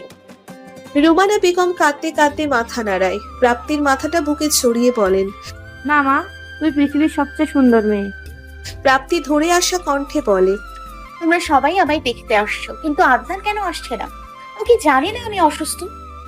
রোমানা বেগম চুপ করে রইলেন। তিনি নিজে এখনো প্রাপ্তির ব্রেইন টিউমারের কথা জানায়নি আদনানকে। কি করে যে সবটা সে ছেলেকে বলবে এটাই বুঝতে পারছিলেন না। সেই সময়ে অঙ্কিতা কেবিনে ঢোকে। সে আদনানকে কল করে প্রাপ্তির অসুস্থতার কথা জানিয়েছে, কিন্তু এটা বলেনি যে ওর ব্রেইন টিউমার হয়েছে। প্রাপ্তি হাসপাতালে ভর্তি এটা শুনেই আদনানের ঘুম শান্তি সব হারাম হয়ে গেছে। সে নিজেকে আর সংবরণ করে রাখতে পারেনি। প্রাপ্তির সাথে কথা বলার জন্য ওতলা হয়ে পড়েছে। অঙ্কিতা রোমানা বেগমের দিকে তাকিয়ে কণ্ঠ খাদে নামিয়ে বলল, আদনান ভাই ফোন করেছে, প্রাপ্তির সাথে কথা বলবে। একথা শুনে প্রাপ্তি যতটা অবাক হয়েছে তার চেয়ে অনেক বেশি খুশি হয়েছে। সে ফোন হাতে নেওয়ার পর রোমানা বেগম কেবিন থেকে বেরিয়ে গেলেন কথা বলার সুযোগ দিয়ে। প্রাপ্তি অভিমানী কণ্ঠে বলে, এতদিন পরে কি আমার কথা মনে পড়েছে? তুই এত কেয়ারলেস কেন? নিজের একটু যত্ন নিস না? এখন হাসপাতালে ভর্তি হতে হলো। ঝাঁঝালো কণ্ঠে বলল আদনান। প্রাপ্তির হঠাৎ করে তীব্র মাথা ব্যথাটা আবার শুরু হয়। সে আর্তনাদ করে ওঠে। ওপাশ থেকে অস্থির কণ্ঠে আদনান জানতে চায়। প্রাপ্তি কি হয়েছে? খুব কষ্ট হচ্ছে? প্রাপ্তি কাঁদতে কাঁদতে বলে, আমার খুব কষ্ট হচ্ছে আদনান। আমি মনে হয় আর বাঁচবো না। ওরা কেউ আমায় কেন কিছু বলে না। আমাকে তোমার কাছে নিয়ে যাও প্লিজ। আমার এখানে আর একটু ভালো লাগে না। এইটুকু কথা বলতে বলতে ফোনটা সে বেডের উপর ফেলে চুল মুষ্টিবদ্ধ করে ধরে। অঙ্কিতা এগিয়ে গিয়ে প্রাপ্তিকে ছড়িয়ে ধরে চিৎকার করে সুমনা বেগমকে ডাকতে থাকে। সময় আর বিলম্ব না করে ওই সময়েই আদনান চট্টগ্রাম থেকে ঢাকায় আসার জন্য রওনা হয়। তার আস্তে আস্তে বেশ রাত হয়ে যায়। প্রাপ্তি তখন ঘুমিয়েছিল। আদনান পাশে বসে শোয়া থেকে উঠিয়ে ওকে বুকে জড়িয়ে নেয়। নিঃশব্দে কাঁদতে শুরু করে প্রাপ্তির অবস্থা দেখে ঘুম ভেঙেছে ওই প্রাপ্তি। মানুষটাকে চিনতে কষ্ট হয় না। কতদিন পর সেই চেনা পরিচিত ঘ্রাণটা পেল। প্রাপ্তি আদনানকে শক্ত করে জড়িয়ে ধরে পড়ল। আমি তো মরিনি এখনো। কাঁদছো কেন তুমি? আদনান এবার আরো শক্ত করে জড়িয়ে ধরে, বুকের সাথে মিশিয়ে বলে, চুপ, একদম এসব কথা বলবি না। তোর কিছু হবে না। রাতে বেশিক্ষণ আর কথা হয় না প্রাপ্তির সাথে। ডাক্তার ঘুমাতে বলে গেছে। কালই ওর অপারেশন হবে জানায়। অপারেশনের কথা শুনে আদনান বেশ অবাক হয়। ডাক্তার চলে যাওয়ার পর ফিরোজ ইসলামের উদ্দেশ্যে প্রশ্ন করে, অপারেশন মানে কিসের অপারেশন হবে? ফিরোজ ইসলাম কান্নায় ভেঙে পড়েন। সুমনা বেগম ও রুমানা বেগম দুজন দুজনকে জড়িয়ে ধরে কাঁদছে। রাত হওয়াতে অঙ্কিতা ত্রিধা এখানে নেই। মামা মামিও কেঁদে চলেছে। কেউই তার প্রশ্নের উত্তর দিতে পারছে না কান্নার জন্য। সে ডাক্তারের কাছে যাবে নাকি সেতুকে একবার কল করবে বুঝতে পারছে না। ওই সময় পাশ থেকে শিশির বলে, প্রাপ্তির ব্রেন টিউমার হয়েছে। আদনান সপ্রসন্ন দৃষ্টিতে তাকায় শিশিরের দিকে। দেখে মনে হচ্ছে সেও কেঁদেছে। চিন্তিত ও প্রয়োজনের তুলনায় বেশি রোগা দেখাচ্ছিল ছেলেটিকে। আপনি কে? আর ওর ব্রেন টিউমার হয়েছে আপনাকে কে বললো? শিশির নিজে পরিচয় দিয়ে সবটা খুলে বলে আদনানকে। আদনান নিঃশব্দে বসে পড়ে। মনে হচ্ছে সবকিছু সে ঝাপসা দেখছে। কিছুতেই সে মানতে পারছে না প্রাপ্তির সাথে এমনটা হয়েছে বা হতে পারে। সে অস্থির হয়ে পড়ে। বিশ্বাস হচ্ছিল না শিশিরের বলা কথাগুলো। সে তার মায়ের কাছে গিয়ে কেঁদে জানতে চায় কথাগুলো সত্যি কিনা। রোমানা বেগমের কথা বলার ভাষা নেই। তিনি ছেলেকে জড়িয়ে ধরলেন। আদনান যা বোঝার বুঝে গিয়েছে। মনে হচ্ছিল এটা একটা দুঃস্বপ্ন এবং ঘুমটা এখনই ভেঙে যাবে। তবে এমন কিছুই হয়নি। বাস্তবতাকে উপেক্ষা করার ক্ষমতা দুনিয়ার কার মধ্যে রয়েছে? আর বাস্তবতা সবসময় কঠিন, অপছন্দনীয় ও তিক্তই হয়। পরের দিন সকালে সবাই প্রাপ্তির সাথে স্বাভাবিক আচরণ করার চেষ্টা করে, হেসে কথা বলে। প্রাপ্তি তার বাবা মাকে শক্ত করে জড়িয়ে ধরে বলে, সব সময় তোমরা এভাবে হাসতে পারো না? তোমরা কাঁদলে আমার ভীষণ কষ্ট হয়। আর কাঁদবে না, বুঝেছো? সবার শেষে দেখা করতে আসে আদনান। নির্দিষ্ট একটা দূরত্ব রেখে সে দাঁড়িয়ে রয়েছে। সারা রাত ঘুমাতে পারেনি। কেঁদে কেটে রাত জেগে চোখ ফুলে লাল হয়ে গেছে। প্রাপ্তি পলকহীন দৃষ্টিতে কিছুক্ষণ তাকিয়ে থেকে বলে, রাতে ঘুমাওনি? আদনান প্রাণপণে চেষ্টা করছে নিজেকে স্বাভাবিক রাখার, প্রাপ্তির সামনে কান্না না করার, কিন্তু সে পারছে না। নিজেকে চোখের পানিকে কিছুতেই সে সংবরণ করে রাখতে পারছে না। প্রাপ্তি আহ্লাদিত হয়ে বলে, একটু জড়িয়ে ধরবা? আদনান ঠোঁট কামড়ে কান্না আটকানোর চেষ্টা করে। একটু একটু করে প্রাপ্তির দিকে এগিয়ে যায়। কাছে যেতেই ঝাঁপিয়ে জড়িয়ে ধরে প্রাপ্তি। প্রসন্ন কণ্ঠে বলে, শারুনি। প্রাপ্তির মাথায় হাত রাখে আদনান। নিঃশব্দে কাঁদতে কাঁদতে মাথায় চুমু খায়। প্রাপ্তি বলে, বাবা মায়ের পর তুমি তৃতীয় ব্যক্তি যাকে জড়িয়ে ধরলে আমি অনেক শান্তি পাই। কেন এমন হয় বলো তো? আদনান কিছু বলল না। প্রাপ্তি মাথা তুলে মুখের দিকে তাকিয়ে বলে, এই বোকা, কাঁদো কেন তুমি? আদনান এবার শব্দ করেই কেঁদে ফেলে। প্রাপ্তিও কাঁদে। ক্রন্দনরত স্বরে বলে, আমরা এক না হতে পারি, আগের মতো বন্ধু হয়ে তো থাকতেই পারি আদনান। তুমি কেন আমার সাথে এতদিন কথা বলোনি, যোগাযোগ রাখোনি? জানো আমার কত কষ্ট হয়েছিল। প্লিজ আর এরকম করো না। বিয়ে না হোক, আমরা এক না হই, কিছু যায় আসে না এতে। তুমি শুধু আগের মতোই আমার বন্ধু হয়ে থেকো। আমার সাথে একটু কথা বলো, এটাই তোমার কাছে আমার অনুরোধ। রাখবে তো? বলো রাখবে। হাতের পিঠে চোখ মুছে আদনান মাথা নাড়ায়। প্রাপ্তি বায়না করে বলে, মাথা ঝাঁকালে হবে না, প্রমিস করো, বলো প্রমিস। প্রমিস? নার্স এসে তখন জানায় প্রাপ্তিকে ওটিতে নিয়ে যেতে হবে এখন। আদনান সরে দাঁড়ায়। প্রাপ্তি যেতে যেতে আদনানের দিকে তাকিয়ে বলে, মনে থাকে যেন কথাগুলো। তুমি কিন্তু আমায় কথা দিয়েছো, আমায় না জানিয়ে আবার চলে যেও না কিন্তু। অপারেশন থিয়েটার থেকে বেরিয়ে যেন তোমায় দেখতে পাই, আমার জন্য অপেক্ষা করো। আদনান ঘোলা দৃষ্টিতে তাকিয়ে থাকে। তার চোখের সামনে ওটির দরজা বন্ধ হয়, সঙ্গে অজানা ভয়ে বুকটা মোচড় দিয়ে ওঠে। সবাই বাইরে দাঁড়িয়ে আল্লাহকে ডাকছিল আর অপেক্ষা করছিল। অপেক্ষার প্রহরও শেষ হয়। সবাই এক বুক আশা নিয়ে তাকিয়ে থাকে ওটির দরজার দিকে। ডাক্তার বিরস্ব মুখে বেরিয়ে আসে, অসহায়ের মতো সবার দিকে তাকিয়ে বলে, শি ইজ নো মোর। একটা বাক্য, ব্যাস একটা বাক্যই অপেক্ষারত প্রতিটি মানুষের বুকে ঝিইয়ে রাখা প্রদীপের আলো নিভিয়ে দিয়েছে। সেখানেই জ্ঞান হারিয়ে ফেলেন সুমনা বেগম। ওয়ার্ড বয় সাদা চাদরে প্রাপ্তির মুখ থেকে বাইরে নিয়ে এসেছে। আদনানের চারপাশে সবকিছু ঘুরছে, ঝাপসা হয়ে আসছে। সে অনেকগুলো মানুষের চিৎকার করা আর্তনাদ আর কান্নার শব্দ শুনতে পায়। স্পষ্টভাবে কোনো কিছু বুঝে ওঠার আগে সেখানেই ফ্লোরে লুটিয়ে পড়ে সে। প্রাপ্তির মৃত্যুর সময় একটু একটু করে বেড়ে 1 বছরে এসে ঠেকেছে। সুমনা বেগম ফিরোজ ইসলাম মেয়েকে হারিয়ে জীবন্ত লাশের মতো বেঁচে আছেন। তাদের যে বেঁচে থাকার আর কোনো অবলম্বন নেই। আদনান প্রতিদিন নিয়ম করে আসে এই বাসায়। প্রাপ্তির রুম দেখলেই তার বুক খা খা করে, তবুও সে আসে অদৃশ্য এক টানে। প্রাপ্তির কথা সে রেখেছে, প্রাপ্তিকে রেখে চলে যায়নি। এরপর থেকে সে ঢাকায় রয়ে গেছে। প্রাপ্তির কবরটা দেওয়া হয়েছে তাদের বাড়ির পেছনে। আদনান তখন এক প্রকার পাগলের ন্যায় আচরণ করছিল, যার দরুন প্রাপ্তিকে সে দূরে রাখতে চাচ্ছিল না। তাই বাধ্য হয়েই প্রাপ্তিকে ওদের বাড়ির পেছনে কবর দেওয়া হয়েছে। আদনান প্রাপ্তির সব কথাই রেখেছে। সে প্রতিদিন প্রাপ্তির কবর জিয়ারত করে সময় নিয়ে বসে কথা বলে। তবে সে একাই কথা বলে, প্রাপ্তি বলে না। এতে অবশ্য আদনানের রাগ হয় না। ছন্ন ছাড়া এই জীবনে যে প্রাপ্তির কবরের পাশে বসে নিজে নিজে হলেও একটু কথা বলতে পারে, এটাই তো অনেক। এতক্ষণ আদনান প্রাপ্তির কবরের কাছেই বসেছিল। সন্ধ্যার আজান শুনে চোখ মুখ মুছে মসজিদে চলে গেছে নামাজ পড়ার জন্য। নামাজ আদায় করে বাড়িতে ফিরতেই বাবার ডাক পড়ে। সে প্রচন্ড অনীহা নিয়ে বাবা মায়ের রুমে যায়। আদনানকে দেখে আশাদ রহমান বললেন, বসো। আদনান পাশের চেয়ারে বসলো। তিনি ছেলেকে কিছুক্ষণ পর্যবেক্ষণ করে বললেন, নিজের কি হাল বানিয়েছো? আদনান কিছুই বলল না, পূর্বের মতো মাথা নত করে বসে রইল। তোমার বর্তমান অবস্থা তো দেখছি পাগলের মতো। তবে বেশি দিন চললে তো সত্যি সত্যিই পাগল হয়ে যাবে। আমি আর তোমার মা সিদ্ধান্ত নিয়েছি, তোমায় বিয়ে করাবো। দেখো তো এখান থেকে কোনো মেয়েকে ভালো লাগে কিনা। বলে কয়েকটা ছবি আদনানের দিকে এগিয়ে দিলেন আশাদ রহমান। আদনান বাবার হাত ধরে ছবিগুলো ফিরিয়ে দিয়ে বলল, আমি বিয়ে করব না। ছেলের এমন সিদ্ধান্তের কথা শুনে আশাদ রহমানের মাথা গরম হয়ে যায়। তিনি চিবিয়ে চিবিয়ে বলেন, সমস্যা কি? এভাবে পাগলের মতো ঘুরবে? এখন তো আর প্রাপ্তিও বেঁচে নেই। যখন আমার প্রাপ্তিকে প্রয়োজন ছিল, আমি ওকে বিয়ে করতে চেয়েছিলাম, তখন তো তুমি রাজি হওনি। না হয়ে তো তোমারই ভালো হয়েছে। কদিনই বা একসাথে থাকতে পারতে। হ্যাঁ, দেখলে তো কদিন যেতে না যেতেই ব্রেন টিউমার ধরা পড়লো। শুক্রিয়া আদায় করো যে ভাগ্যিস আমি তখন রাজি হইনি। আমরা যে কটা দিন একসাথে থাকতাম, ভালো থাকতাম, সুখে থাকতাম। ওই কটা দিনের স্মৃতি নিয়ে হলেও হয়তো এখন আমি একটু ভালো থাকতে পারতাম। তুমি তাহলে বিয়ে করবে না? আদনান চলে যেতে যেতে বলে। না।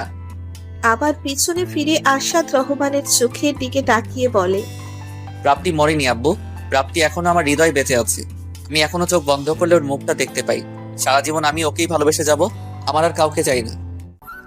আপনারাও ভালো থাকবেন, সুস্থ থাকবেন। আজকের মতো বিদায় নিচ্ছি, ধন্যবাদ।